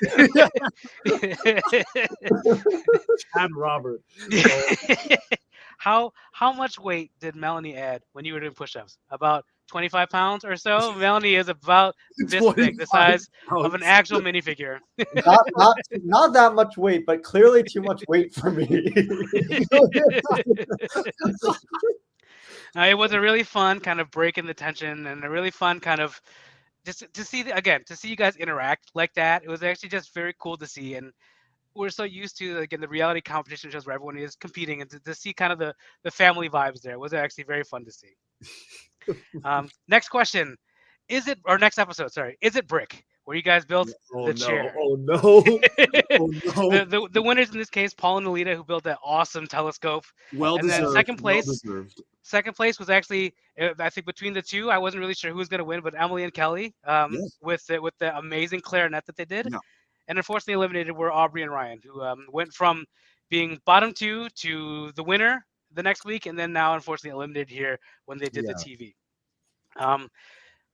The detective's office when you guys walked in was clearly it was Will's detective office. Oh yeah. Clearly based on actually his show Murderville on Netflix. My first question is: Have you guys watched the show?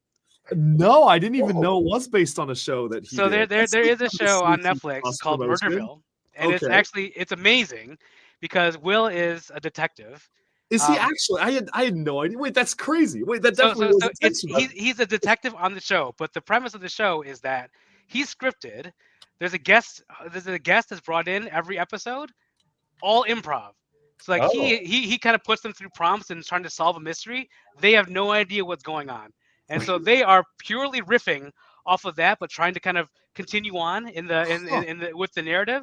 So I believe Joel McHale, I think, was in there, Oh, that's cool. and then I think Marshawn Lynch was one of them. Ken Jeong, I believe, was also one in there. Nice. So if anyone has not watched the show, it is hysterical. And you I get need to to see check it out now. Yeah. you get to see Will in true detective, not true detective, in full detective character, and it is well worth the watch for everyone who is there. I will. So- I have to check that out. The guest that they bring in, of course, was Stacy, Lego Master, from prior season. I think it was she's season 3. I think Lego Season Master. 3, that's right. Yeah. Yeah, did you guys get to interact with her at all, or was she just brought in for the taping and then got to leave? She was brought in and she was in and out, and we unfortunately didn't get to interact, but it's really very cool because just by pure happenstance, I happened to meet her kind of officially right after filming with the show ended. We were at a Lego event together that Lego had kind of both flown us out to. And then we were like, oh, hi, it's you. I know you. Because we met. We met like sort of when you walked in the door. So we had like a really good like long conversation about Lego Masters, and especially how like she felt about the show and how her experience was, and it was really cool actually getting to talk to her afterwards. That was actually gonna be my question: was did you guys get to talk while she was there about her experience and all that kind of stuff? So it's good to know that you guys got to interact afterwards. So yeah, we got that's good good. like we got like some dinner. We like had a good convo in New York. It was a good time. Yeah, Stacy's awesome. Nick is awesome. Nick was there too. Oh, he was. Robert, you met at the event last week. I did We met met with Nick a couple weeks ago. Yeah. a couple weeks ago. Oh, that's Yeah. right. Was that the Fortnite event? What event was that? Where recently That was where the you guys- Fortnite event, Okay. which Robert had nothing to do with, but but he was in town because Robert's from New York. So of course we're gonna get dinner together. Yeah, there you go. Now, Stacy was brought in kind of in character. She is herself an actress. She got to be, she got brought in as a guest on the show, Yeah. as kind of this noir character in the detective show. If Yeah. you guys were brought back as guests, what would you think your character would be? Like I feel like definitely the villains. Like that would be awesome. Like I want to go back on and just go around like roasting people or causing chaos. I feel like that is the dream. I don't know, Robert, would you go back if you were asked? I mean, of course, but yeah.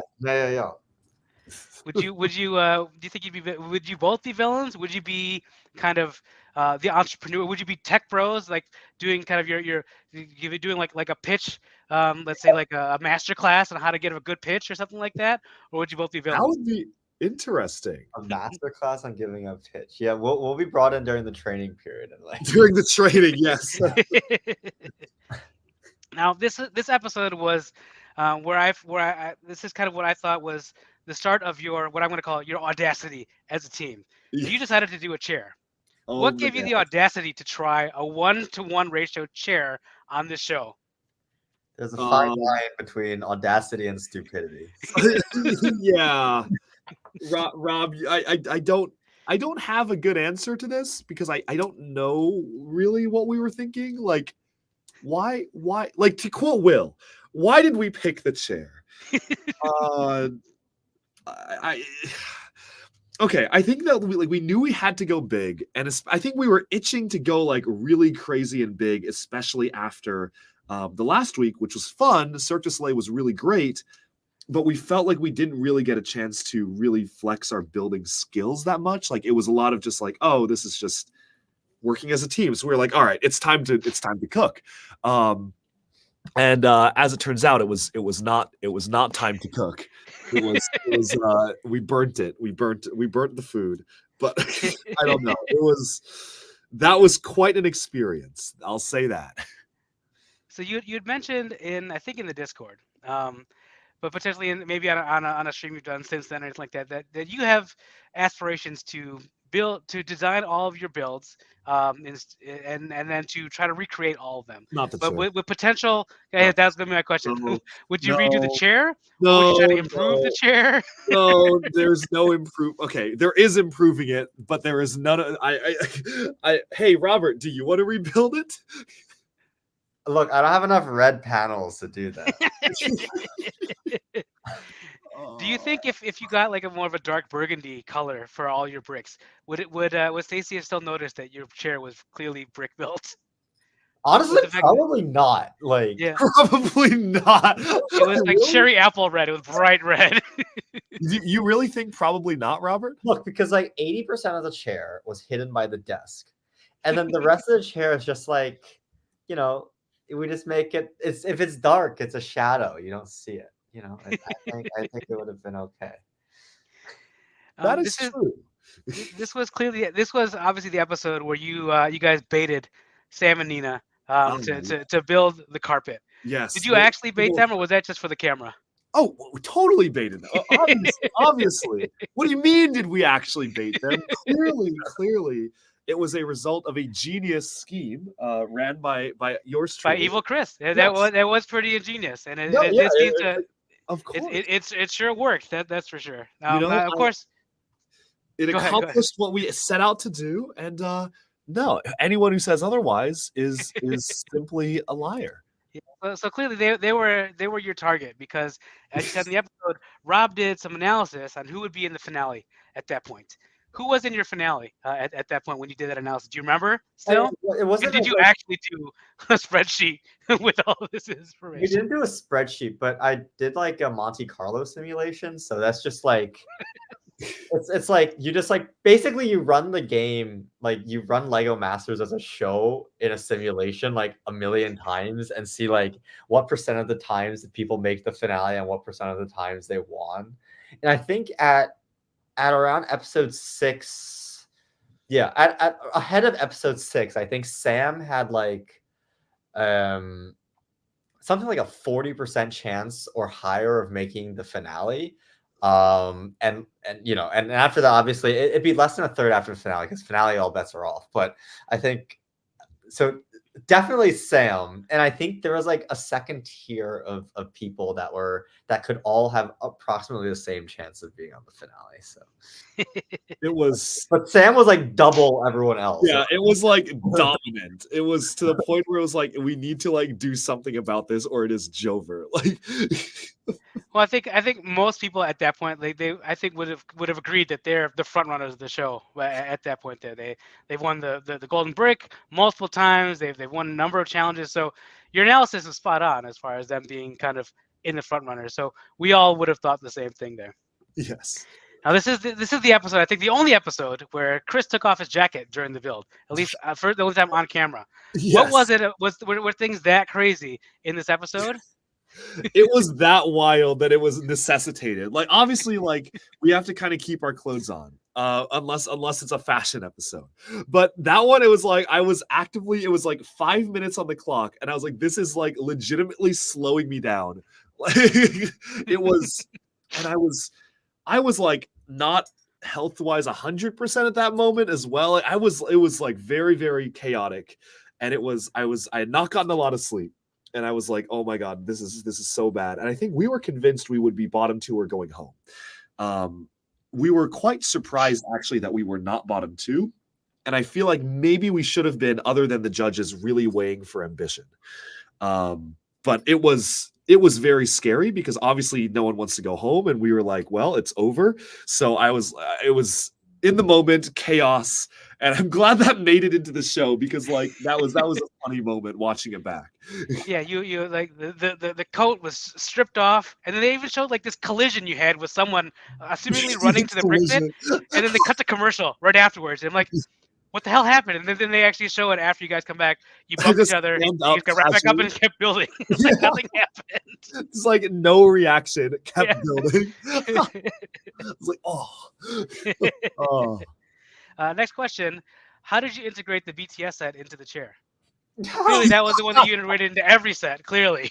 No, yeah. Clearly, I'm sure there are some similarities in the bricks. Just imagine if we had like 20 chairs and they were all geared up and they were all spinning.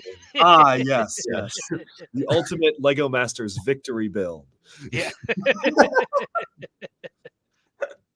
Well, I'm sure that Original Studios was real happy to see how important BTS was to everything in your challenge. I did tell her about that afterwards.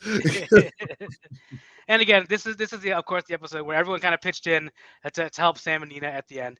Just again, a wonderful show of community and family there. It was lovely to see, and really something that I don't think they've shown in previous seasons. And I would imagine that everyone was also still from previous seasons still felt the same amount of family build and all that kind of stuff. But it was nice that they focused on that this season. There've been a number of scenarios where people have pitched in to help out, and I thought it was just very cool to see. Lewis and Alex came and helped us out as well, and that was really nice. And I don't think they showed it, but yeah, no, they came and helped us out, and I was really, really grateful for that. Yeah, and shout out to Alex. You mentioned clothes have to stay on unless it's part of a fashion challenge. Shout out to Alex. Hey, and then that one, all bets are off, and all clothes are off as well. And it's a perfect transition right there to the next episode, Brick Chic, where we're building the exact thing that you're building right there, the leaf. Slowly but surely, it's coming together. This is the one where you guys, of course, started to come out as this is where you are really coming out as front runners here and challenging for the title here, is winning that challenge. And then Paul and Nalita with their Vacation Messenger bag in second place. And then unfortunately eliminated here Allison and Melanie with their roller cooler. Now, you mentioned that you did this, dedicated it to your mom because of her collection of handbags and all that. So everyone's dying to know, what did she think of the build? How did she react when she saw that? She really liked it, and she really wanted it. So that's kind of why I'm building it now. But it's gonna be the Christmas gift. So I understand Christmas Eve is in 2 days.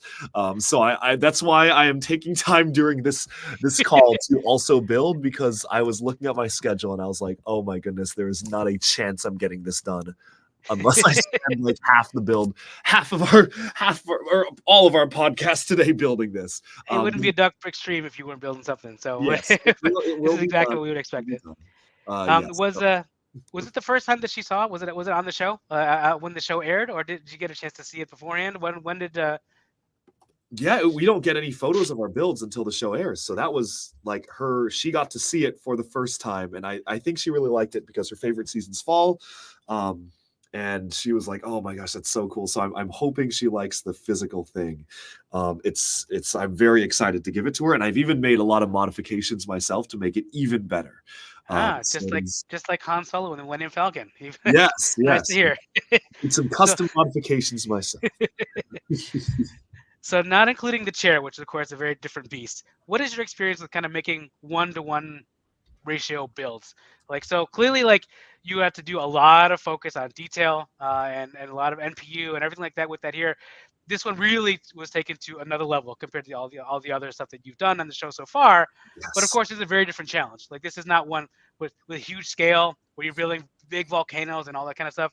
What's your experience with the 1-to-1 build in general leading up till now?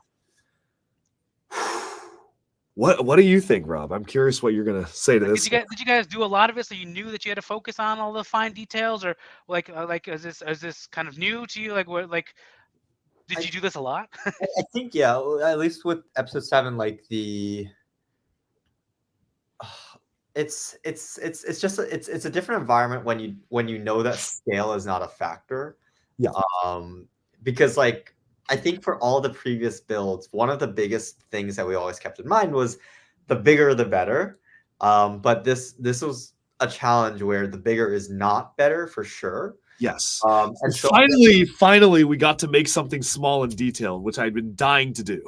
So like when you kind of remove that factor, then I think all the other things of like technique and like story and color play like just kind of expand and fill that space. And so I think that definitely played the role there. Yes. Yeah, and like you mentioned that Jamie loves NPU or new parts usage and all that basically being very creative in the things that you use. And this one, like you guys talk about a lot, but you guys really cooked on this one. Like there like were so many super fine details that like, oh my gosh, those are minifigure legs. Like those they were pulled off of just his hips. And there's binoculars that he has showed that he mentioned specifically on the show and all that kind of stuff. Like this is peak NPU really there. This is really the first time that we've seen it, at least in one of your builds for sure on the show. Did you guys do that? Like, we didn't really see it in your other builds, but is it safe to say that you guys probably did that in your other builds as well, leading up to now? There's one I'm really proud of, and you can see it. It wasn't called out because it's a very minute thing, but you can actually see it. For the World Wonderliner, there are waterfalls coming off of the islands, and I use the back end of a motorcycle element in light azure as the cascading waterfalls. If you zoom in, you can see it. I don't even remember if I called it out in the build breakdown, but I was watching the show and I was like, oh yeah, I was really cooking with that one. I genuinely forgot I made that, but yes, it was. We were really trying to do our best between like doing like nice, like good NPUs, but also like trying to focus on scale. And obviously when scale didn't matter, we could just kind of go crazy. And that's when the bag came along. Yeah. I'm trying to see if I have a motorcycle somewhere here to try to see what we're talking about. I don't have one. It's not a motor. It's like a scooter. I don't know. What is the piece? If you look at the back of a scooter, okay. Here. Let me. You don't have to do it. Let me cook. Okay. I was just curious. I used this piece, and I was really happy with it. I put it in the YouTube chat here. I'll put it in our private chat as well. The back of this looks like a waterfall, like if a micro scale waterfall. So I just stacked those, and it was like cascading water. Oh, interesting. Yeah, I can see that. Now, why would you use that as opposed to like I don't even know what those pieces are called. It's like the normal, like just kind of like that slope 1x2 piece or 1x3 that kind of has that curve there. You know, that is a good question because I just wanted to flex. There's no reason. We used all the scooters that were in the brick pit. All right, awesome. So, was the photo shoot fun or was it nerve-wracking for you guys? Oh, it was fun. No, I think in the beginning we like were very tentative and cautious about making sure we're hitting the poses. But then I think producers, when Will appeared, like Will teleported in, we were like going way too slow. And it was like go, and they like yeeted a bunch of leaves at us. Yeah, that was fun. I Now, did you know that you were going up with people that had actual modeling experience? We of course also have actual modeling. Right. Every day, as I said, thank you, Robert. Robert, damn, you stole my line. I have modeling experience every time I walk outside. That is true. Day. You can tell by the way you got all the white, as you do too, Paul. But no, it was. I don't think we expected to be serious models, but we were happily being like funny models. And there was a moment where I recreated Will Arnett's like Lego Batman modeling photo shoot from there's a moment in the Lego Batman movie that Bruce Wayne is like going down the red carpet and he's like doing all these poses, and I did recreate them, but unfortunately that was not shown because maybe that was like IP of Warner Brothers. I don't know. But it was a lot of fun, and I think he recognized it too because he was like, "Oh, I know what you're doing here." So it was as if he was the motion cap for actual Lego Batman. But either way, no, the one who won that challenge, that part of the challenge was clearly Alex. Just kind of, we'll just put that out there right now. Oh yeah, no, there was only one true winner. In fact, they were robbed of victory. Did you guys get to keep any of the prints that they had, like of you guys kind of on the Brick Chic magazine? Did you get to keep any of that stuff, or was it just for the show? It was just for the show. I wish. Oh, I mean, I bummer. guess I could get it printed on a magazine if I really wanted to. Like maybe for my Lego museum, I'll get it printed on a magazine, and that There would you be a go. cool prop. But yeah, sadly no. And then the last question here: what does it do for the mindset for the rest of the show when you guys win your first challenge? What does it do for you? You want to answer that one, Rob? It's, well, like I think it's like, is this a one-off or is this like a trend? You know, I think, and I don't think it ever became a trend for us. No, we like barely. You won 4 in a row following this. Clearly, there's a trend there. It didn't feel like it at all. Every episode, we were like, we're gonna go home. Except the shark. We were like actually kind of 7 and 8. The bag and the shark. I think we're like, okay. I think we have this probably in the bag, but like while we were building it, that was not for sure. Only when we finished. So we never. It was like when we finished, we were like, okay, I think we did never pretty a sense of relaxation. So you guys have talked about like leading up to the show, that you guys thought we're not gonna win this. We're gonna be 1 episode, maybe 2 episodes, things like that. You talked to Chris. You mentioned you talked to your boss and said you're only gonna need a couple weeks off work because I'm not going very far in this. Ali, my boss, who watches this channel and might be watching now, I'm greatly appreciative of you being willing to work with me with the craziness of scheduling with this. So was there a point in the show where you started to be like, huh, we might actually be able to do this now? And did you ever get that shift where like, we should probably try a little, not that you weren't trying hard, but we should probably try to see, let's see how far we can go now, as opposed to let's just see if we can stick around again. Was there ever, okay, I think after we had won the bag, no, it was I don't think for me it wasn't until after we won the roller coaster when we were like, wow, there's a real chance we could win. So it was the semifinals. Well, yeah, because, I mean, the thing is, like, I feel like the bag and the shark were both special cases, and it wasn't a good indicator of like, can we actually do? Because the bag is like pretty small, and we already knew we could do pretty good when building small. It's really so like that was always oh well, we'll see. Yeah. What do you think, Rob? It's hard to like every episode is so different that like it's hard to predict. Oh, will our certain skill set happen to match up with this episode and keep us safe, especially as you know the competition gets like more and more fierce and there are less people to be on the bottom too. So and also even if you make the finale, there's only really a 1/3 chance that you would, you know, win.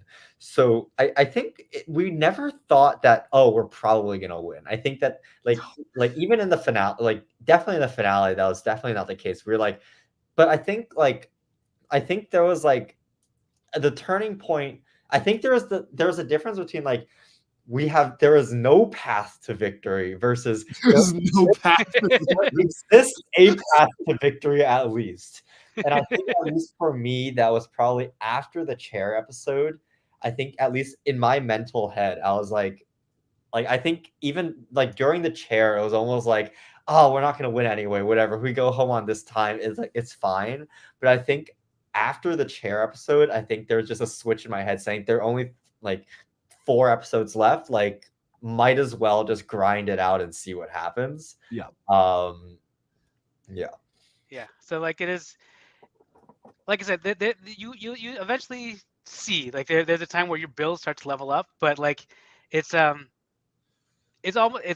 nice to see that you guys are still relatively humble. Oh, relatively is not the right word. You guys stayed humble throughout the whole thing, never thinking that you had it in the bag, but that you did get the confidence of kind of this winning streak and what you've learned from the judges and your ability to kind of take what you learned and implement them moving forward to set yourself up for success. Like you can be competitive, but still know that like this is fun. We're doing this for fun, not to win, not for the title or anything like that. Because this is very much obviously a fun competition show. Yeah, but yeah, like it is. The win would become a set. Then it was like we are doing this to win. Yeah. Then it's on. Yeah, definitely there. I mean, we talked about it in like before in the pre-show show that we did. Like the prize money is great, but the real prize is if you get to have a show like to get to a set actually Yeah. to make an impact on the hobby that you guys love so much. So Yeah. and that was one thing that stuck out so much to us and to me as Duck Bricks fans, as channel fans, that like the love for the hobby is still what drives you as opposed to anything else Yeah. that's in there, which is great. Never. It was Um, never about money. And then, Yeah. but it very quickly became about getting a set. I will say that it was like, oh yeah, that's important. Yeah. So speaking of making an impact on the hobby, the next episode was the Lego 2K Drive Challenge, where you guys did your Yes. fantastic Flamin' Sharkatron. Oh yeah. You guys obviously won that one, as we talked about already there.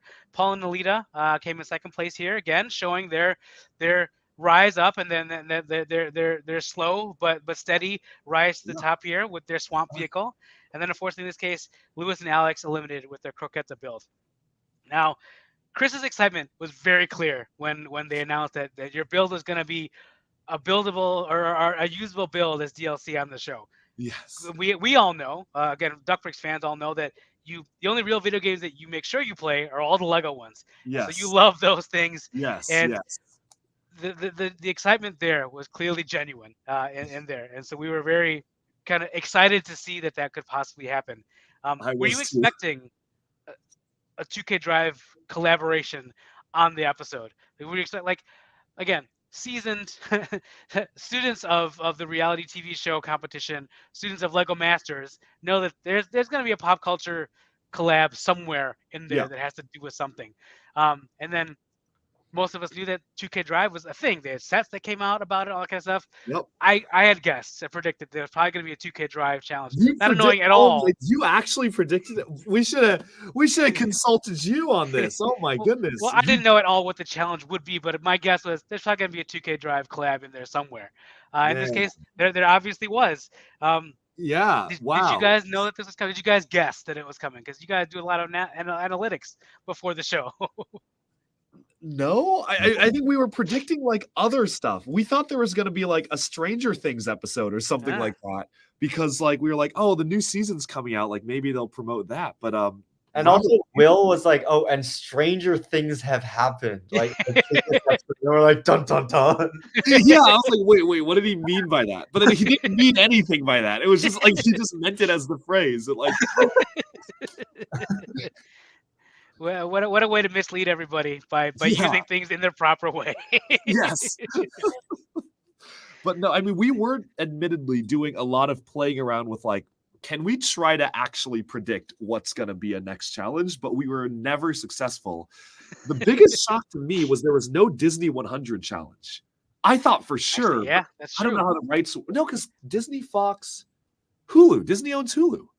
Yeah, why was there no Disney 100 challenge? We were ready to cook on that, and there was nothing. And I was quite surprised. But then we were like, okay, well, who's the guest going to be? And there were a lot of jokes about like the cryogenically frozen body of Walt Disney is going to like manifest himself on Lego Masters and be like, your challenge is to build me a new body. But sadly, that did not happen. No deep freeze chambers were wheeled out. So when you thought there was a Disney 100 challenge, what did you think you would try to? Okay, we can build this if there's a Disney challenge. What did you go in thinking you might need to do? We were pretty confident we could do a cool Mulan build and just do a crazy like Chinese style build. That would have been good actually. That seemed appropriate. Yeah, it's like it's hard to guess because like you really just have to go week by week and just kind of take each challenge as it comes, and no matter how much prediction you do, it's like you can never guess it. Here's the crazy thing.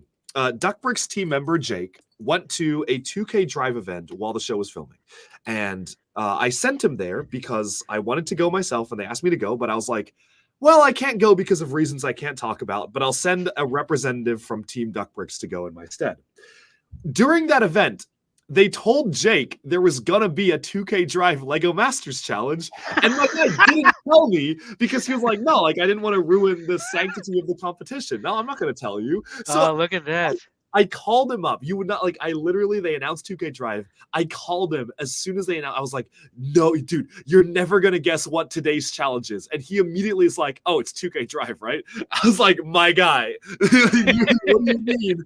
But to be fair, I don't think knowledge of the challenge would have done anything because like Nah. it was. You have to use the bricks given to you. So like I don't think that would have influenced anything if he had told me. But that was a classic Jake moment. So like in a previous stream that you did, I know that you guys have actually played 2K Drive on a stream on a different platform, and you guys had built actually like a shark car. Do you guys just love sharks and cars? Is that what it is? I think that was a very fun idea from Robert. Yeah, like I like the thing is like I was trying to think of timing, and I don't think that the timing at all works. So I think it was just purely coincidence, seemingly, that you guys are like, oh, we can do something like this too. Like, so when you guys did the challenge, did you decide to build the shark after seeing the colors you had, or did you always want to have a shark? Because clearly you guys love sharks. I think it was immediately from the colors. It was like blue and black. I don't know. I think the first thing that popped up was shark. And I think Chris was like a million X on board with that. And so we just rolled with it. Well, Yeah. actually, I had some like dumb ideas to start, and I'm so glad I listened to Robert. Like Robert, like I had some like I was like, oh, let's make a rocket or like something else. And Robert was like, nah, shark. And then that was the first time that Robert, like, I think you'd like basically came up with the idea without any input from me. Like it was you were just like, I think we should do a shark. And I thought about it and I was like, yeah, Robert's like cooking. He's onto something. We should do a shark. And it was pretty clear from there.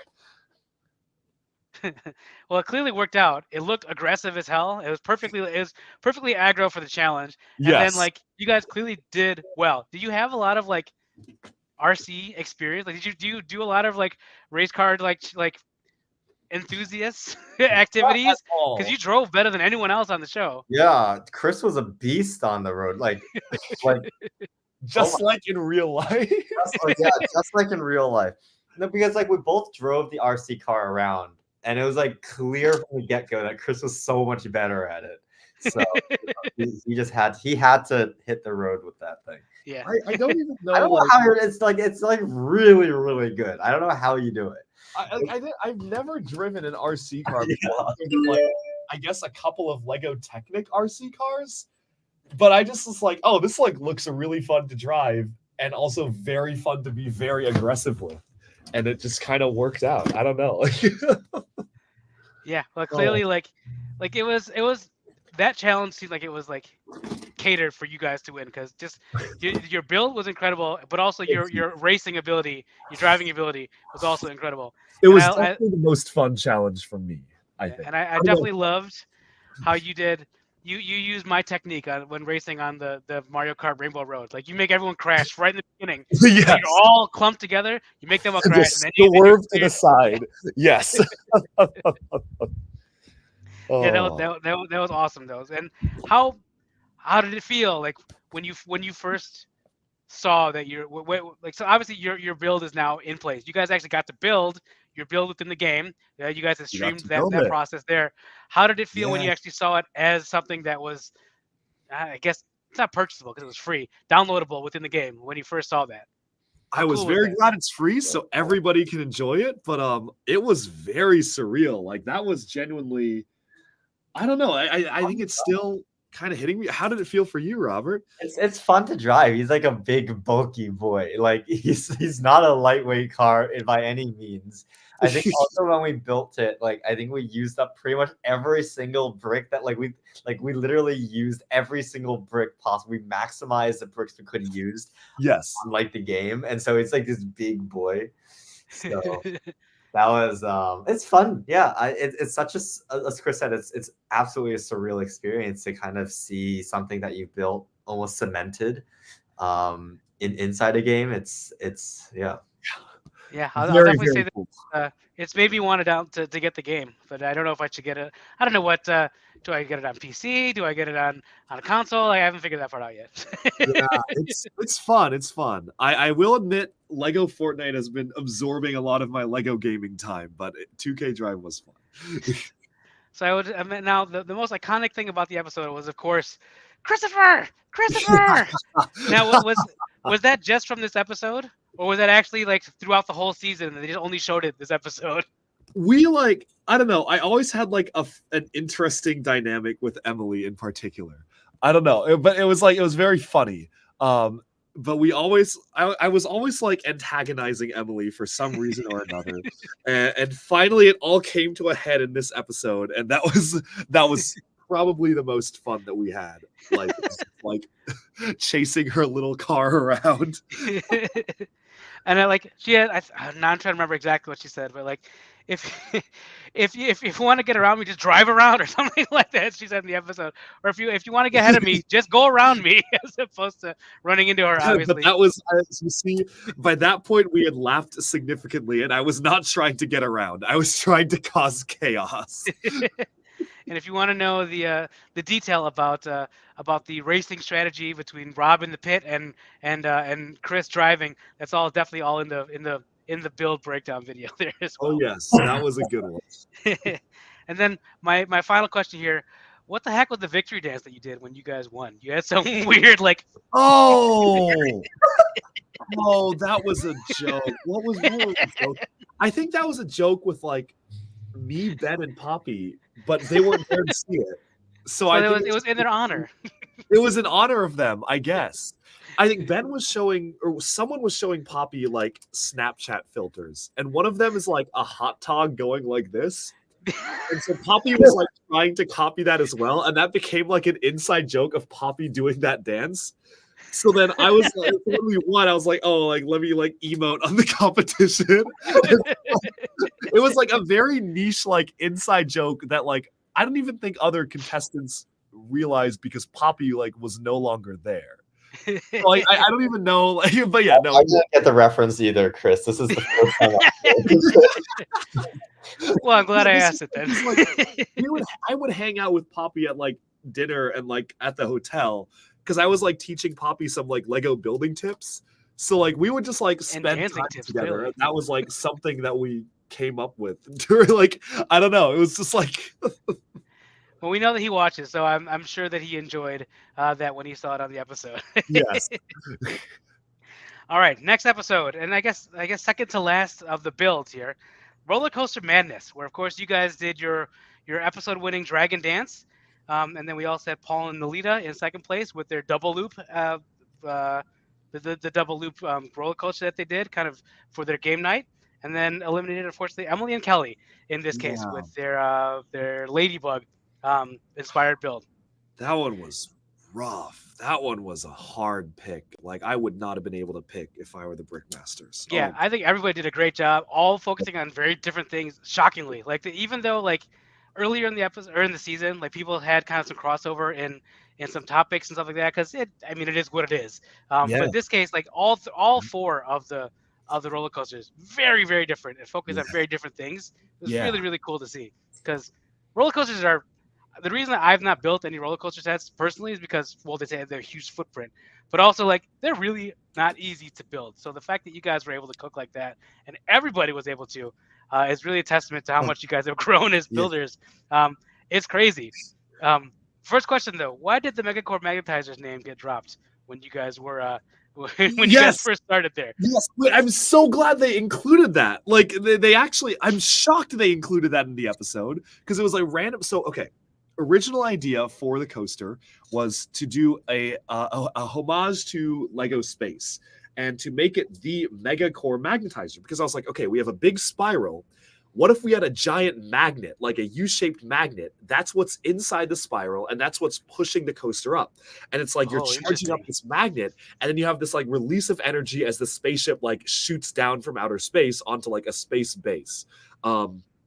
And I really liked that idea, but Robert had a very good point that unless you like kind of know what the very Mtron is, like what Mtron is, like you'll like look at that and be like, what is this? It's like a giant magnet and like a spaceship, and what is going on? So I think Robert made the very smart call to discourage me from doing that. And then I was like, okay, well, if we're not gonna give a homage to Lego Space, we got to do a Lego Ninjago themed one. And he was like, all right, that one, at least that one, like, you can, like, you don't need to know anything about it, and you can see the build, and you're like, okay, that's like an Asian inspired build sort of thing.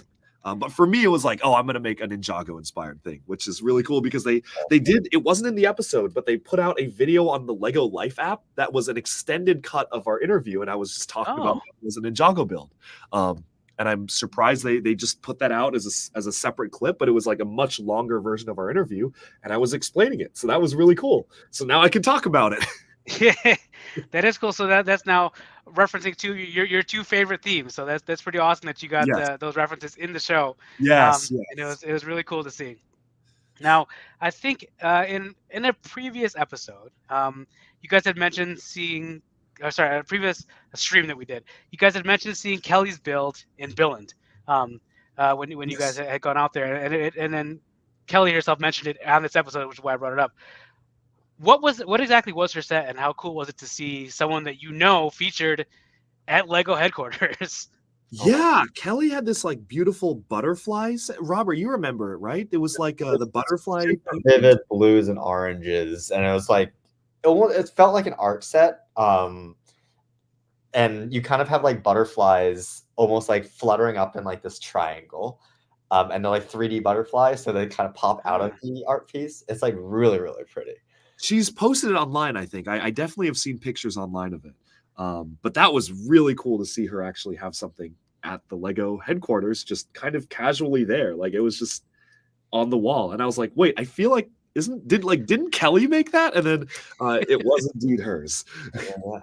That was like just a cool little bit of kind of synergy there, and then it really did, like when she had mentioned that, or when you guys had mentioned seeing her build, it was like after we had talked about season 1, kind of, so, or episode 1, I mean. So like from then on, I was always rooting for them as a team, and they're very likable in general. But I'm like, these guys have some serious skill. She was featured in Billund, clearly, so I think they're going to go far, and they did go very far, deservedly so. So it was really cool to see them make it this far. Kelly also has another build, her chocolate shop. It's in the Lego house. Yes. Oh, really? Look at her go, man. Damn. And she actually got to meet the CEO of Lego and show it to him directly when presenting that build. That was really, really cool. Look at that flex. Dang. Who else can say that? Yeah. So this is now another in my Audacity series here. Jamie said that you couldn't do what you were trying to do, but you did it anyway.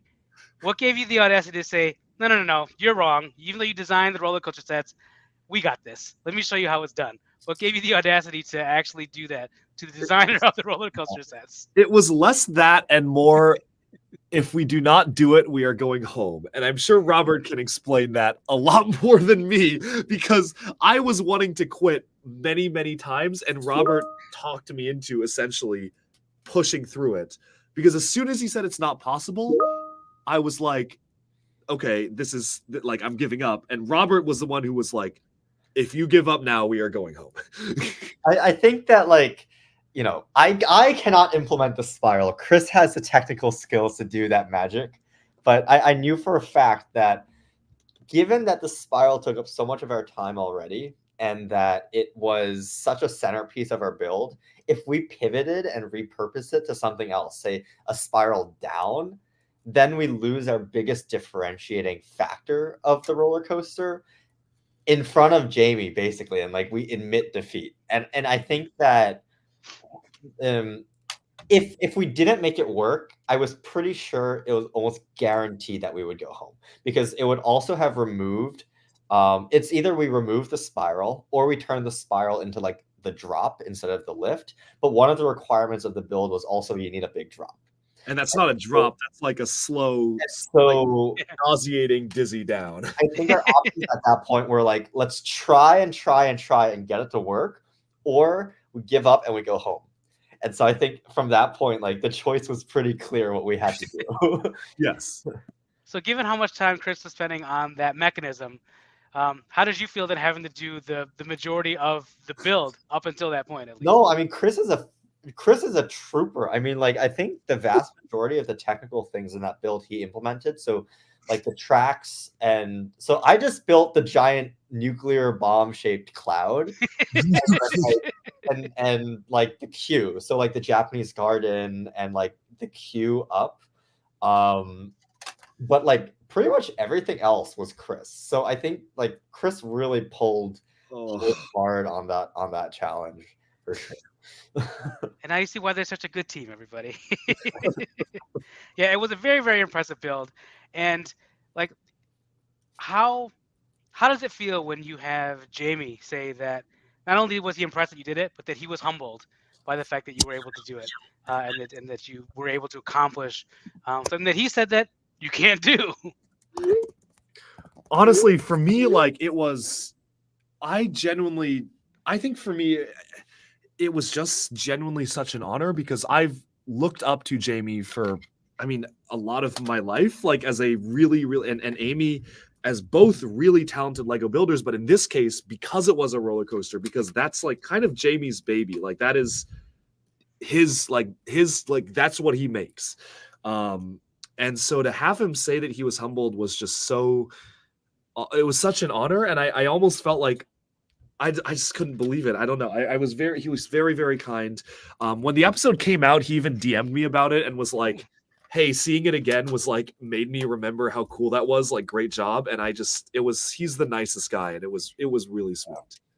That's really cool. And now you can say that you've got, you got Jamie in your DMs. That's Yes. who else can say that? Oh. Now, given how much the promo materials and all that kind of stuff for the season talked about 4, right? So my assumption immediately was that we're gonna have a final 4 in the finale of this season. Too, yeah, I thought for sure.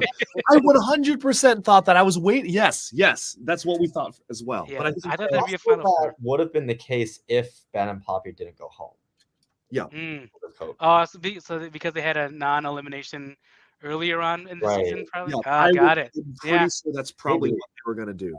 Yeah, I can see that actually. Oh, this is all speculation. I have no inside knowledge, and they would never tell us if it was one way or the other. But I mean, if the emphasis on four.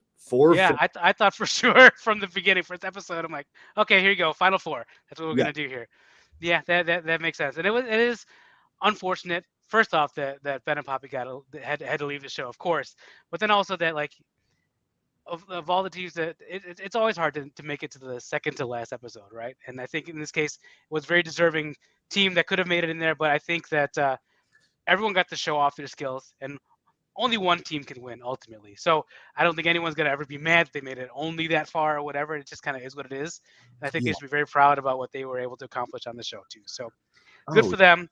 And I think it made for a very fun and very exciting finale for the top 3 teams, which episode of course called Brick for All, your 24-hour build with you two, Nina and Sam, and of course Paul and Nolita. Now you had, this was, if you're gonna do a final 3 for a reality competition show, this was the best ones that you have. This is exactly what you want when you're kind of crafting the show. You have the front runners. You have the team that is kind of coming up for that is like all of a sudden coming up at the end as the ones that that are all of a sudden like coming out guns blazing, and from the middle of the season onwards. That's you guys, obviously front runners, Nina and Sam, and you have the dark horse team. You have Paul and Nolita, who have just been slowly simmering in the background, always doing well and always doing like being like just under the radar. Everyone sees you guys. They see Nina and Sam. They're assuming it's them, but then you have the under the radar team that's there, the dark horse that could potentially win. So it was the perfect casting. Is not the right word, but the perfect people that you would have in your finale. So it made it so much fun to watch, and it really made it so you generally didn't know who was going to win. It was very, very cool finale. Yeah, it was. Hey, that's how we felt. Well, filming the show, it was oh my god, there are 2 incredibly stacked teams against us, and I don't know who's gonna win. It was quite scary. It was really cool to see. I need to grab a charger for my laptop so it's not gonna die on stream. So I'm gonna let you continue talking, but I'll be right back. Yeah, go for it. Because I know my first question is one that Rob can certainly answer. So you guys you wear suits all season, and you come to the finale where everyone is dressing to the nines. Even Will wore a tux, or at least a tie. But you guys upgrade by going from a t-shirt to just a collared shirt. Why was there Yes. no tie? Why was there no full suit and tie in this one? Why did you just You go know, with the button down? thank God for the wardrobe department for not giving us a tie. Like Lewis and Alex, they power through with ties the entire time. I can't imagine doing that because like ties suck. Like they strangle you, right? Like I don't want that. So, I'm just happy that they let us be free, uh, not bound by weird norms of our time. Did you find the actual suit all season? Like did you find that to be at all restricting? Like Chris finally stripped off his coat in one episode. But did you find it like, oh gosh, this is killing me that I got to use, I can't reach the top because the vents aren't cut on this jacket, or what, anything like that ever happen?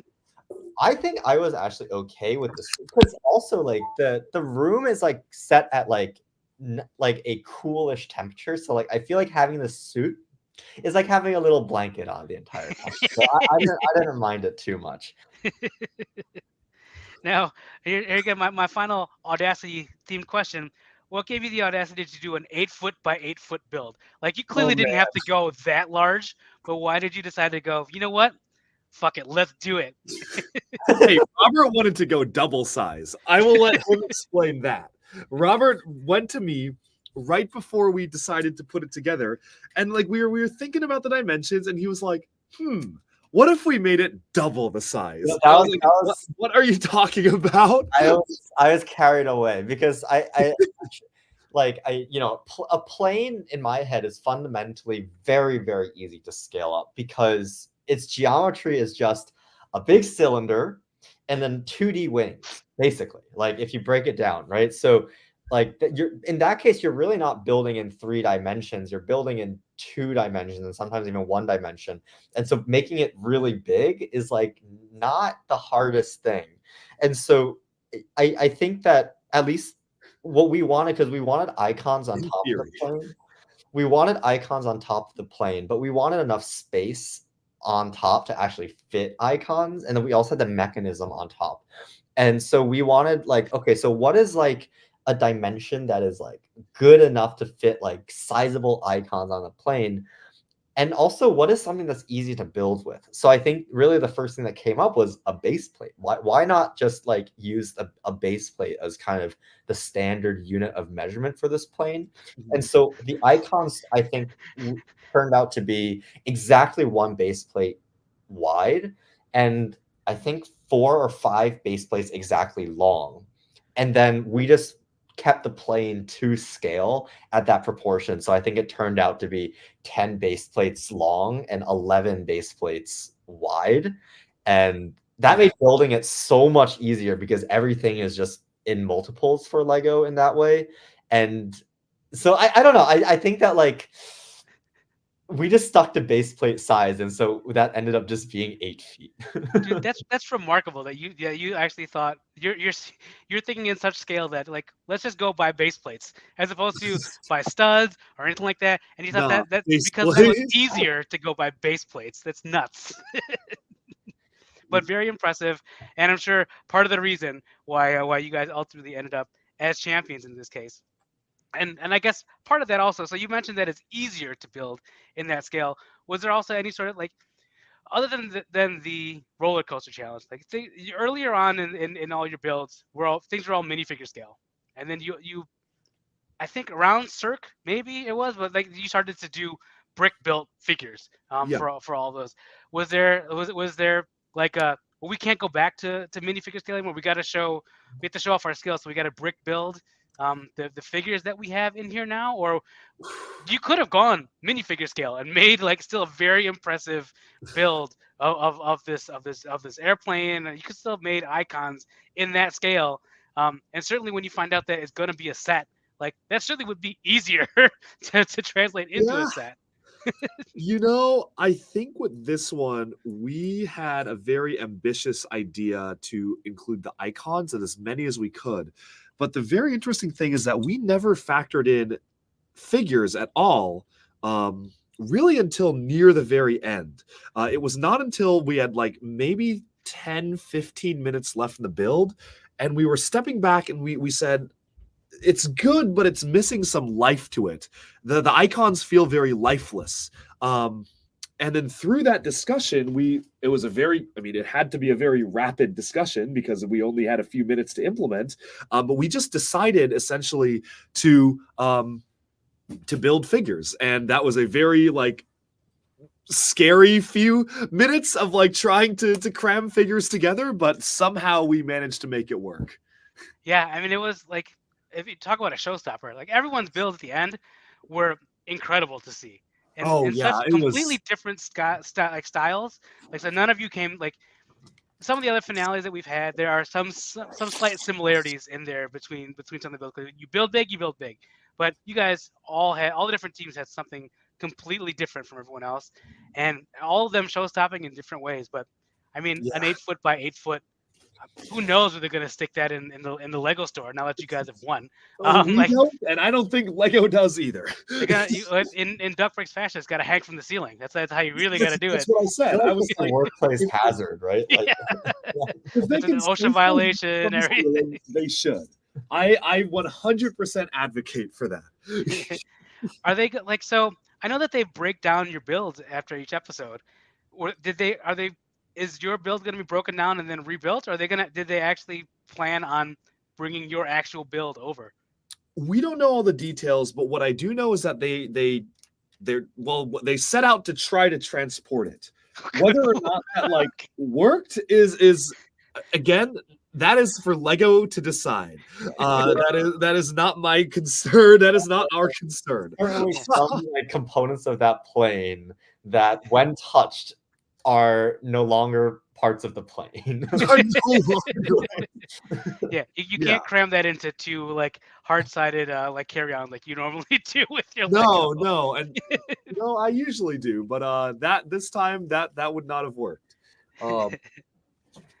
And so like you, just like you, let's see, did you use the kind of the technique that you talked about? I guess you did. I've got all these thoughts swirling in my head because you guys haven't released your build breakdown There's a video yet. lot Yeah, to so talk about. yeah, so like, but I want to try to save some excitement for that build video there.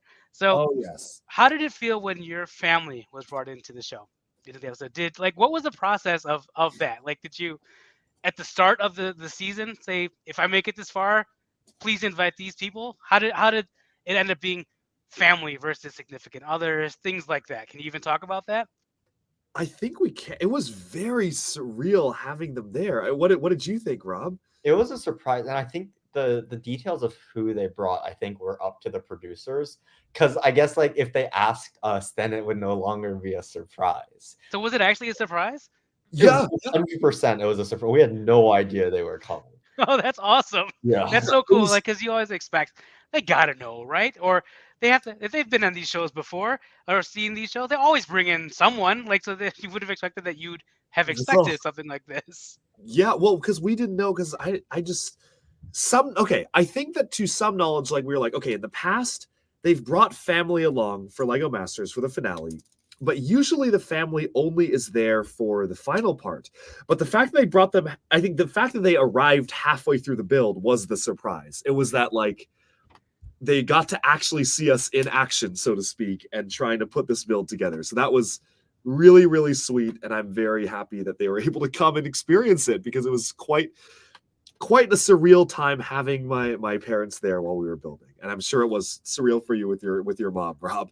it's crazy because I was like texting her the night before, and she gave zero indication that she would be on It was like probably at like a hotel across the street. It literally was. So, That's crazy. Like, did they get to like? Were they on a catwalk getting to watch you guys build? Because we only saw them for a couple seconds, really. Where did they end up being, like on the while you guys were actually doing the build? so there's like a short amount of time when they were watching us building, and actually got to help out a little bit. Yeah, but I don't know how much we can go into detail. There were a lot of really fun moments with our families that I guess ultimately they didn't end up showing for time, but it was a really, really great experience having families on set. And like especially like I had not seen my mom and my dad for weeks. So it was very, very surreal actually seeing them come in and and just like be able to watch us in action, which was really cool because now they can actually like, I'd been obviously telling them about this incredible process over the past weeks, but it's one thing to like go in and like actually see us building was really, really cool. And when they came in, did they know that the winner would get to have a set created from their build? I think Will said it. I think Will had told, if I recall correctly, Will mentioned it. Yeah. And that was very, very big. And that was like I mean, obviously my mom knew that was like, my mom was like, oh, you're good. I know like you're going to work really hard for this. And yeah, it was pretty cool.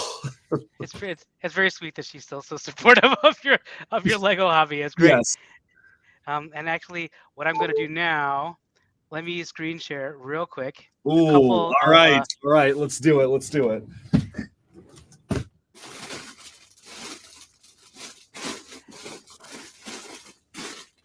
Alrighty. Can you see? Yeah. This is when you guys were first. Oh wait, hold on. Let me add it to stage. There we go. Oh, sorry. This is when it was first announced that you guys were going to have a set created from the winning build. Yes. So obviously not you guys, but the contestants whoever would win would get a set created. So I found this very endearing and pretty hilarious to see how shocked you were given all this stuff, and of course how the two of you express shock in different ways. Yes. Oh man. And there you are there. And then here we go. Here is obviously the presentation of your family. So first off, your mom is beautiful. Your mom is gorgeous, I have to say, Chris. And honestly, Rob, your mom is so cute. Like the cutest thing I've ever seen. And then my wife said when she saw the episode, like, oh, that's Chris's dad, isn't it?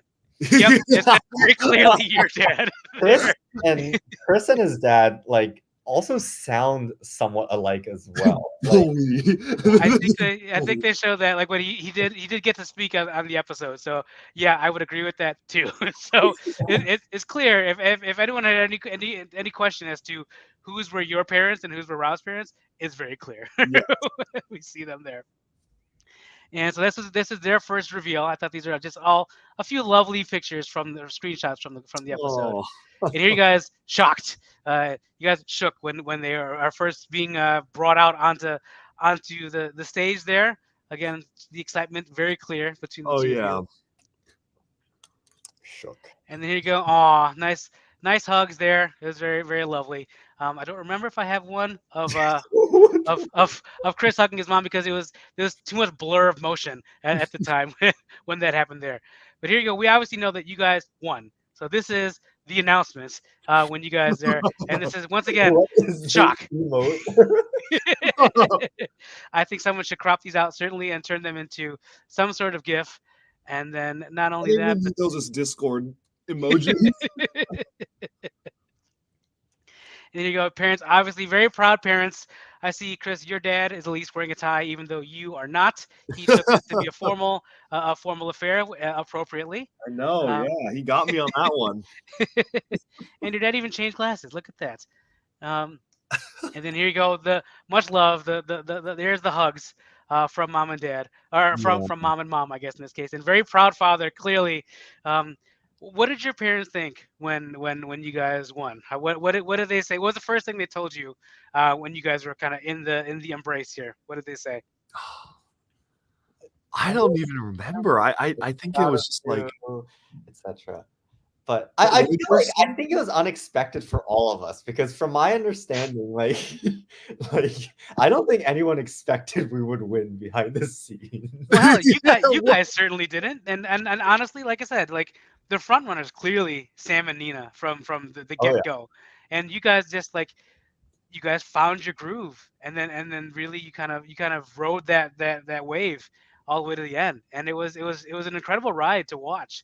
Thank you. Like clearly, like not only did you go for kind of showstoppers at the end, but you really showed off a lot of technical prowess at the end, and a lot like between like you had mentioned kind of your technique with sandwiching those Technic frames and all that kind of stuff and all the bricks in there.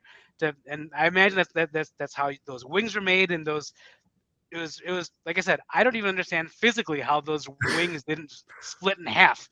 That's what I don't either. Yeah. Like, at one point, like it's in the show, Robert was like, we were like, oh, the wings aren't gonna work, and Robert was like, let me cook for a little bit, and then like the wings are fine like a second later. Although to me that was like 5 hours later, so it was a lot more harrowing. But yeah, it was very impressive just to watch that whole thing happen.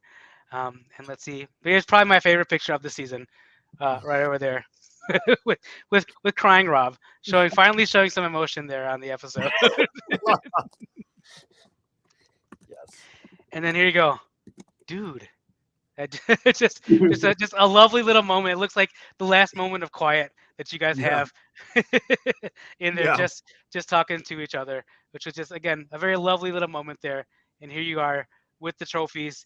And I think it's when they talk about how you guys are going to be going to Billund and all that kind of stuff. Like the excitement clearly is on both of your faces that you guys get to design your own set. And we all, of course, as fans of the channel, fans of the show, everybody watching, we can't wait to find out more information about that when it becomes available. We can't wait to see the set. More to come. So much more to come on that. Yeah, definitely looking forward to all of that there. And yeah, those were my my shots from the episode. Again, just clearly because you guys haven't had your build yet, your build breakdown yet. Yes, and it is coming. It is coming. It was quite a ride to watch throughout the whole season. I do have just a couple other questions, kind of now that the recap of the show is done. Let's Rob, get to it. I think you deserve a lot of kudos for filming this during your senior year. What was that like to have to film this show, this competition during your senior year? Obviously, you have to worry about like graduation and finals, and I don't know if you had a job lined up already with Microsoft, like all these things like that go through the mind of everybody graduating, especially when you graduate from a prestigious school like you did. And then like, what was that like? That whole experience there? I think I was lucky. I think it was a mix of a little bit of planning and a lot of luck. So I think like we had known pretty far ahead that there was a chance that we'd be on Lego Masters, so I tried to arrange the schedule to be like more lecture heavy, where like participation didn't really matter too much.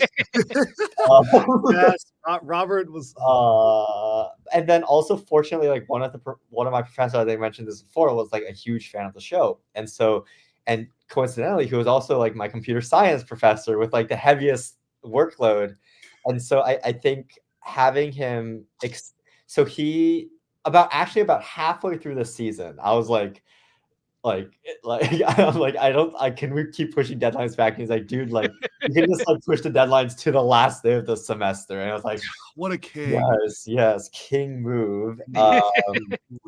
And so I think it worked out at the end. I think there was definitely like a point. I think it climaxed at episode 6 where I was definitely like getting worried. Yes, that's one way of putting it. You were getting, but once I actually that the scare with Poppy and everything after episode 5, like it gave us a little bit more time to decompress. So that also definitely helped. So I think, just happy I made it through. Would do it again in a heartbeat. I think the last 4 weeks of school and grinding out all those assignments was definitely not a thing I want to repeat. But if it were to be, doing this all over again, hell yes, I would do it all over again. That's great to hear that you guys have weathered the pressure cooker of this. And I remember in our pre-show recording, I talked about how like when I asked like what your other members of Team Duck Bricks thought of Rob being the one that gets selected to compete with you on this, when he is an avid or an admitted not Lego builder at the time and all that kind of stuff, when you have other more seasoned Lego builders in your friend group, they said that they would never want to do what you guys had to do. No, it was the timing. Like, it was who's crazy enough to actually like go out and do this, and I was like, oh, easy choice, Chad Robert. The only answer. And like you guys obviously like you've shown on your channel that you guys had a big victory party, or not victory party, but the finale watch party, and all that kind of stuff. Yeah, it was basically a victory party. Yeah, like I'm like, now that they've all seen what you actually had to go through on the show, do they all feel the same way that Rob was the best choice to actually do this as your partner? I think all of my friends, they kind of already know that Rob and I have a very interesting working relationship. And, we have our arguments, we have our ups and downs, but we always end up coming to some sort of agreement and end up working together pretty well, I would say, when we're really firing on all cylinders. So I don't think it was any huge surprise to my friends that I had done it with Robert. But it was like, especially, I mean, after seeing the results, they're like, yeah, that makes total sense that you guys did it together. And I remember I was talking to my friend Jake, who's also part of Team Duckbricks, and then he was like, hey man, yeah, you know how I said that I would be probably willing to do it to you with you? Like, yeah, no, like knowing how much you went through, I would not have been willing to. So he was like, yeah, Robert was the right pick. Yeah. And I think, like, who knows what the strategy would have been like if you had Jake as a partner versus Rob. So yeah, it would have we have no idea how things could have changed, but clearly this was obviously the right choice here. Oh yeah, Take on would have been a 10 out of 10 sweep.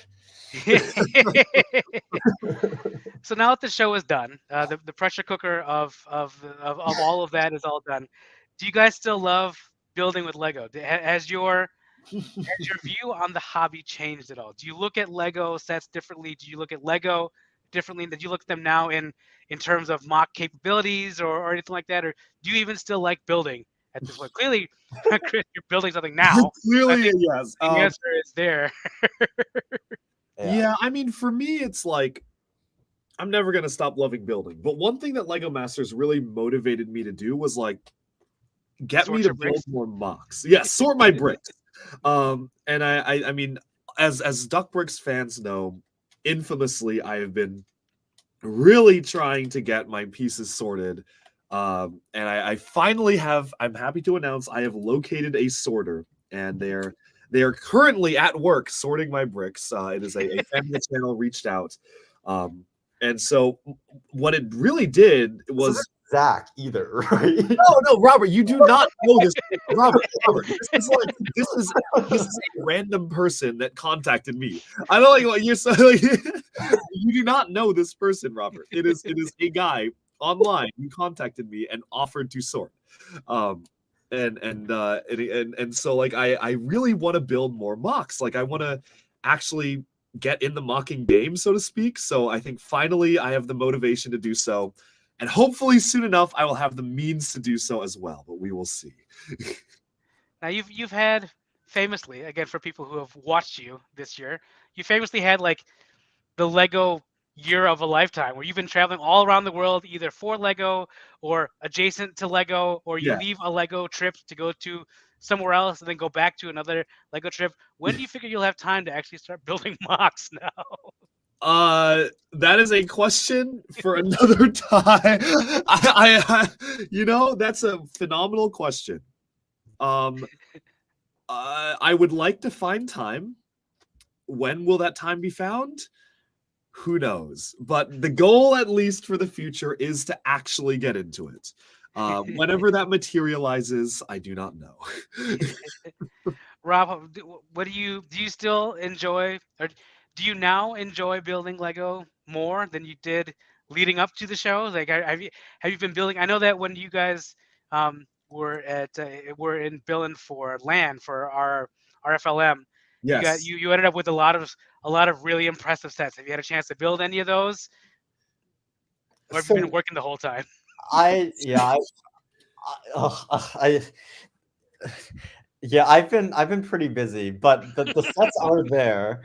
But I definitely gained like a really newfound appreciation for Lego, because before I was kind of thrust into the deep end of this, which has been awesome. Robert was thrown to the trenches in Billund. In Billund and Lego Masters more so. I think it's just like I didn't like, I built a lot of Lego as a kid, and I think Lego actually got me my first taste of coding with Mindstorms. But I think as a collector or the builder, not so much getting older. So I think just the amount of Lego content populating my Instagram feed, for example, I think is like just a big indicator of where my head's at. One thing at a time, I'm sure. I am so down to build. I love building things. I've said this before. I've been an avid Minecraft player for like the longest time, and I know it's been said it's controversial, like Lego Minecraft. So, but like I think that like there are lots of similarities between the two, Rob, and you got to play Lego Fortnite with me. Yeah, I was gonna say Chris said Yeah, that Fortnite yeah, is just I like would not, like yeah. Minecraft. So very happy, very excited about where this is going. Yeah. So you've obviously starting with Minecraft, and then now you will go into Lego Masters where it's all about mocks as well. So both of those are basically mocks, right? They're making your own thing. Do you have an affinity towards any specific themes or sets, or do you just like them for the mock capabilities of them? Like I remember you told me some of the sets that you bought when you were in Billund. Those are all massive sets. Did you get them because of the brick piece, like the piece count, or because you actually want to see that's a cool looking vendor? Or I assume you must have bought Rivendell, right? Like when you were there, like hopefully you got Rivendell. Did you want to realize? I got a lot of sets. It is possible that I got Rivendell. You did. I remember you did. You did. I probably did. I know for a fact that you did. I remember. Oh man, I would have hoped. If you didn't, I would have been very disappointed. Yeah. I mean, I think caveat one. I live in New York, so the amount of space for me to put Lego sets is highly constrained. Yeah. Like I have like 1 or 2 sets like right in my apartment, and that's like literally the maximum amount I can fit right now. That is true. I've been there. So, yes. So, Are they built sets? Or are they still waiting to be built? Oh, they're built. They're built. It's Starry What are Night. they? Starry Night Nice. is the one, and I have also a couple of mini sets from our Lego friends over at Lego Masters. So those are also there. But that's literally the max I can fit. If I don't think you can see my room well, but every square inch of every table is like covered with like crap. So like there's no space anywhere. That's why you have Starry Night, which you can put that on a wall. You don't have to put that on a flat surface. You can put it up on a wall instead. So Yeah, exactly. Yeah, hey, just start wall mounting stuff, man. And then there's always the ceiling in true Duck Bricks fashion. Exactly. You got the whole ceiling. Duck bricks. True. Fortunately, I rent, not own. That things might get tricky. All right, and then the last question though, and is what are you guys gonna do with the prize money? Everyone wants to know, I'm sure. Is it all going to the museum? Does Rob get nothing then? Does Chris get everything? Rob just gets some whatnot residuals. Chris would like that. Hey, Rob, yeah, in terms of contributions, I don't know. Like maybe no, it's a 50-50 split, as it should be. And my idea, at least from my end, is to use some of the money towards a future Lego museum. I think that's kind of been the goal of the channel for a long time, and it's finally something that, like, wow, I can dedicate like a good chunk of money towards. So absolutely that. I also would really, really like to use some of the startup money for our next, or some of the winning money for our next startup venture. So like, putting some effort into that. We've got some very exciting stuff in the works that is a little under wraps at the moment, but we're excited to be able to share more in the future. And yeah, those are really the two big things for me. I don't know. What about you, Rob? Yeah, I think throwing it towards a cool venture would be nice if it needed to come to that, for sure. Oh, tech bros to the end. Well done. That's nice, and it is. It's just a really nice thing to hear. Again, like that your prize, your winnings are either going to go to kind of funding the museum, which is the goal of the channel, and has been for everyone who knows you, or actually like everyone else who knows you guys knows that you guys are all about startups and business, and using it to kind of fund that is also just lovely to hear, and it's great to see that it's very much kind of to character as we would have hoped. Yeah, we're from you guys pretty consistent. Well. Yeah, it's not like Thank you. I'm buying a car or something like that or whatever. Yeah. Now that I've got this, I'm gonna buy a bigger apartment so I can display more Lego. Blah blah blah. Like none of that stuff in there. It's all very conservative and very kind of just well thought out things to spend the money on. I'm gonna buy a helicopter with my prize money. Yeah, maybe not quite as exciting, or like maybe we would have expected that you can buy all the January 1st sets since you're still on land probation at this point. I just found a ton of them at Walmart, and I did pick a ton of them up. So I will be building some very soon. Yeah, so you can see. Look, you can still put out reviews on your channel and everything. I unfortunately got street dated when I went to go. I found a couple at Walmart. I got street dated. I got street dated. Yes. So okay, 2 days ago I bought a ton and it was fine. And then yesterday I went to a different location to buy more, and then I got street dated. I'm pretty sure they started street dating like yesterday or something. I don't know. Like, when did it happen to you? Yesterday. Yeah. Damn. Yeah. No, I'm pretty sure they like started doing it yesterday. Yeah. Oh. Let's see. We do have a couple I know approved behind the scenes question or pictures that I thought other people might be interested in seeing. There's not a ton because of course they had to go through the approval process and all that kind of stuff. Let me share a couple of these so everybody else is privy to them as well. Let's see them. Let's see them. Enjoy it.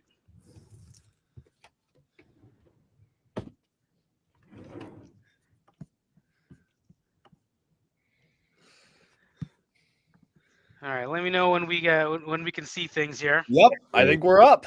All right, sounds good. And of course, now our friends here that we did get to record with and interview before the episode is no longer there now. But of course, Brad and Mike, guys, clearly, obviously, again, showing the kind of that you guys are already kind of being family. They were obviously, fortunately or unfortunately, eliminated first. But you guys obviously had, even though you had the least amount of time together, you guys still obviously very close here and are good friends. So again, lovely to see kind of the family that developed from the show here. Yeah.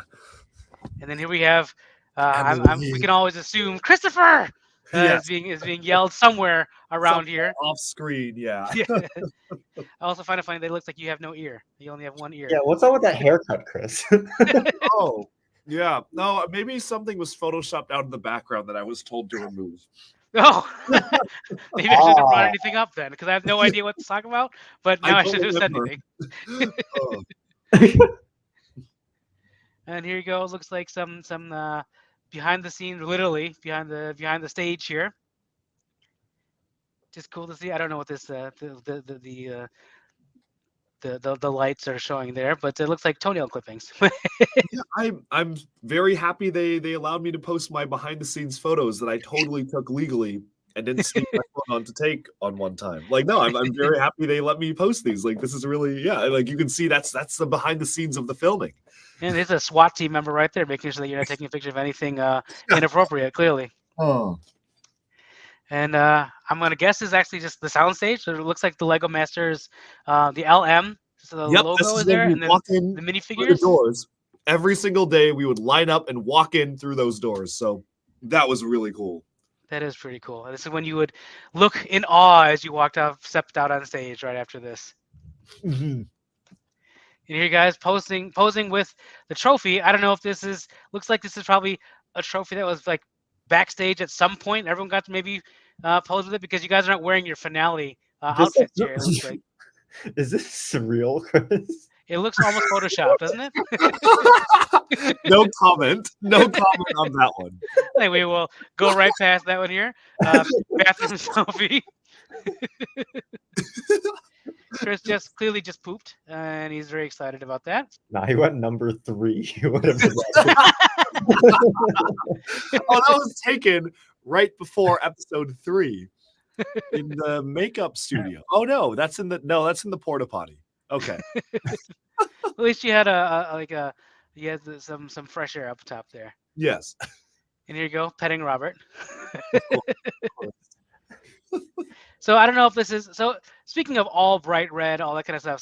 So whenever there would be the 1 hour left, Klaxon and Will Arnett yelling it all out there. Did you ever have a scenario where like you were building in red or in black and you couldn't see what you were building because of everything being all red? They would blare it, and sometimes it would obscure vision, but thankfully it was only up for like a few seconds, and then we would be able to continue. But yeah, when you're really panicking, you're like, oh my god, just turn the lights back on, please. Like, go. Oh. And here you guys are. I don't know if this is in the hotel or in like the green room area or whatever, but it looks like finally a like less stressful time. You guys are hopefully able to relax and enjoy yourself at least. I think that's the day after we won. I think that was taken the day after we won. Oh, look at that! Right This is before this we is were what done. this is what actual Lego Masters look like. That's what Yeah. no one knew. Nobody knew that they were in the presence of royalty at that point. Oh yeah, yeah, of course. Oh. And here you go. Looks like in makeup potentially. Yep. Oh, that was we had to wear bibs while eating. To Ah, prevent our clothes from getting stained, which makes sense. it does make sense. Good. I'm sure there's a very paranoid kind of continuity manager that was there making sure Yeah. you guys all stayed clean. If I was a continuity manager, I'd feel the same way. I mean, they served us pretty good food. I liked it. Hell yeah. Yeah, like the food was I like gained weight on that show. So. exactly, yeah. You should have done more push-ups. I want to say huge thank you to Brian Anderson for all the comments and for the $10 super chat. Gotta drop, great stream. Congrats to you both. Maybe he'll see me in line at the store again January 1st. You will. If we're talking about the Bellevue Square Mall Lego store. So thank you so much. But yes, really appreciate it. Very nice. You got a lot of well-deserved fans for your channel here. Here are, of course, your parents with Jamie and Amy. Apparently, Will are not too cool to hang out with your folks. Of But course. but he was probably busy, right? He's making jokes. Yes. But yeah, again, this is a frame-worthy picture, I would say, because who else can say that they had this experience? Oh yeah. And there you go. There's Will. Of course, There he is. he's not too busy doing something else. Did your dad like sneak off some bricks here or something like that? What does he have here? Oh, I did. It looks like it's confetti. Is what it looks like. Chad Lee. Just healing. I cannot explain that. You're gonna have to ask him. And then we'll go to the next picture then. And here's Rob. It looks like he does have 2 ears there. So whatever was photoshopped out of the other one, not photoshopped out here. Actually, this one was. Oh, geez. There is a big sign on the wall that has been removed. But I did a good job. You didn't notice. Nope, I did not. It looks real. Yes. And then there you are backstage again. Looks like probably by your table, I'm gonna guess, or by a table. By a table, yeah. Well, I think this was taken. We weren't allowed to bring our phones on set, but there were a couple of times where they would have us in for like promo shots. And then that was when I was like, it was a little bit more lax. So they didn't really like super closely get everyone's phones. And that's when I took like all of these photos. And that is the last photo that we've got here. So that little behind the scenes that thankfully Fox had approved, and thankfully you were able to take, because that was really cool that we, of course, would never be able to see normally. I know. I'm really glad that we're able to share these. It's so many fun memories from filming, for sure. Yeah, so that is all that I've got. That is all of my pages, all complete. Now all my questions have been answered, and I appreciate the ability to have a little bit of insight here to talk to you guys again. Now Lego royalty. Oh no, I don't know about that. We look forward to. I'm hoping, knowing you guys, I'm sure there will be plenty of footage and information that you will eventually share when your set comes out. Looking forward to whenever that does. Video on the process of making it is. Well, yeah, it's coming. That's what I'll say. What's remarkable is that, again, you've had the Lego year of a lifetime already, and have pumped out like hours and hours of content of the things that you've gotten to do in Billund with Lan, and of course getting to meet Christian Faber, all that kind of stuff, and none of that had to do with you guys winning this show. Yeah, and that was all in addition to you guys winning this show. I've been very careful to not do anything about like stuff associated with winning, because it was very, very there's so much more. That's what I'll say. There's so much more to come. What a remarkable year. I don't know if you'll ever be at the top of this, but clearly your 2023 was tremendous. Yes. And so then I guess one final question from me here. Lego Masters or not Lego Masters, what is your favorite Lego memory of 2023? Oh. It could, of course, be Lego Masters, of course, but doesn't have to be in this case. I know you gotten to meet one of your heroes, or actually a couple of your heroes, Chris, and all that kind of stuff, and all that kind of stuff. But we will limit it to Lego related at this point. Oh man. Oh.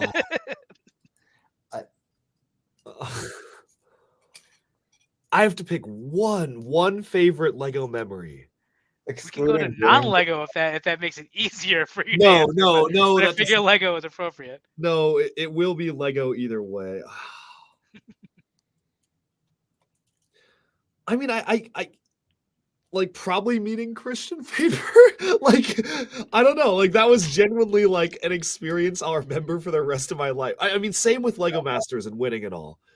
I don't know. Meeting like Bionicle creator Christian Faber was like something I never thought would ever happen, and it was such a fun day and experience. And we like did so much with him and like had dinner with him and everything. And it was like, wow, I'm having a very like human conversation and connection with someone I've looked up to for almost all my life, and that was really really cool.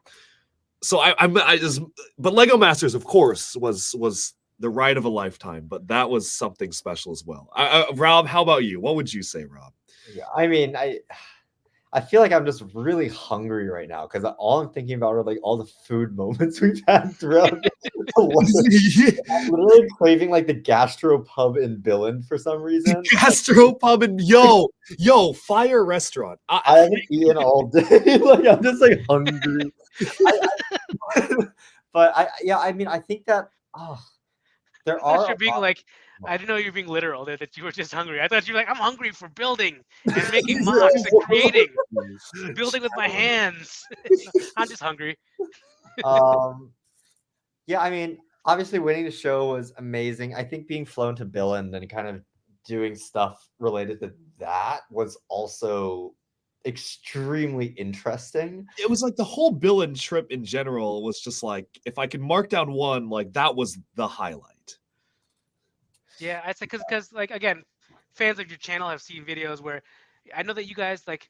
I think right before this show aired, you guys were flown to like Scareback or something like that for like a Lego Masters like adjacent show or like just convention Yeah. viewing like before they'd even seen you on this show yet, and then Yes. you guys were there for LAN and you guys got to watch it while you were there, watch the premiere Yep. episode where you're already going through all this other stuff. Like it's crazy like how much Lego stuff you've been able to do as part of the show even before the show aired, and then also just as fans of the show as well, or as fans of the hobby as well. It's crazy. I could never pick something like just the year that you guys have had has just been crazy. And like Rob, you've been, I don't know how much of a Bionicle fan you were before this, but I know that you did your 25-minute like high intensity like learn the I guess the lore of Bionicle. I bet you're glad you did that before getting to meet Christian Faber. At least you can understand a little bit of. I'm sure when he talks to Chris, I'm sure it got real deep and super inside baseball. But at least you can probably relate. The 20 minutes that Chris gave me a rundown on really helped in that aspect. Did you? You should have brought Birdie, who watched 9 hours of content to see what Yes, she could Robert. I think you should have brought her.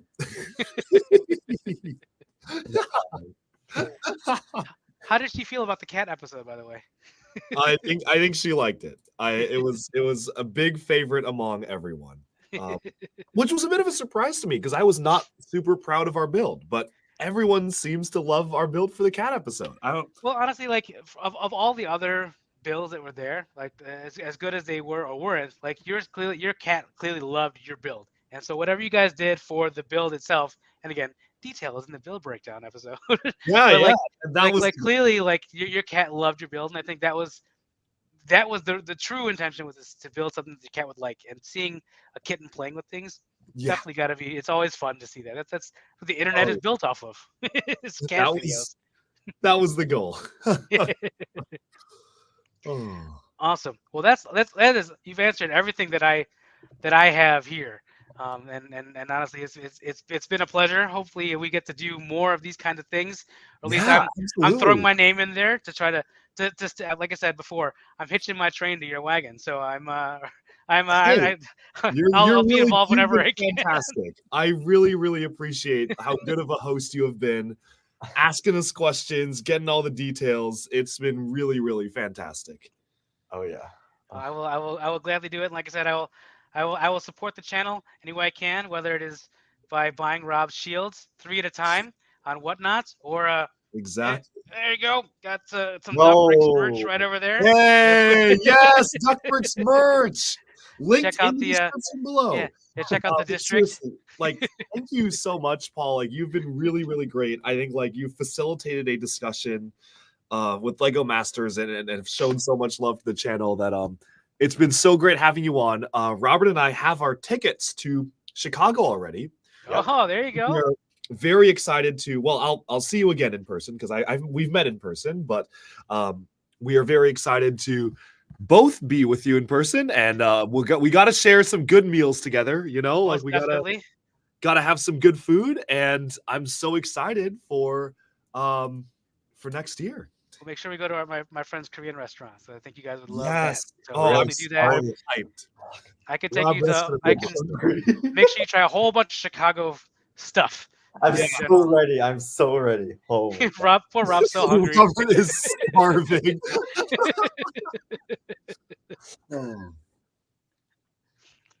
Awesome. You want to close Okay. us out here, Chris? Are there Yeah. any last minute questions in the chat or anything like that? I think we're pretty much good. I mean, we've been going on for 3 hours, which is pretty much perfect. That was our goal. So thank you so much to everybody for tuning in. For folks watching after the fact, really, really appreciate you being here and watching. And I hope you enjoyed the show. This was so much fun. And thank you to Paul for hosting. Really, really appreciate it. Again, let's do this again. Let's do this again sometime. Anything else the two of you want to add, or are we good to wrap up? No, thank you, Paul. Again, you're just so awesome at doing this. No problem. This is where I cook. Yes. What else to add? Be sure to like and subscribe for even more Lego news, reviews, discussions, and analyses coming your way very soon. Yes, there you go. Oh, and tune in to the Christmas Eve Lego auction coming at 10 a.m. PST. That is also going to have some of Robert's stuff on there, so that's really exciting. And yeah, check out Duck Bricks on District as well. We've got a whole marketplace set up, so there's a lot of fun stuff ahead. And Buy some Duck Bricks merch. Oh yeah. And thank you all so much for watching. We'll see you again very soon.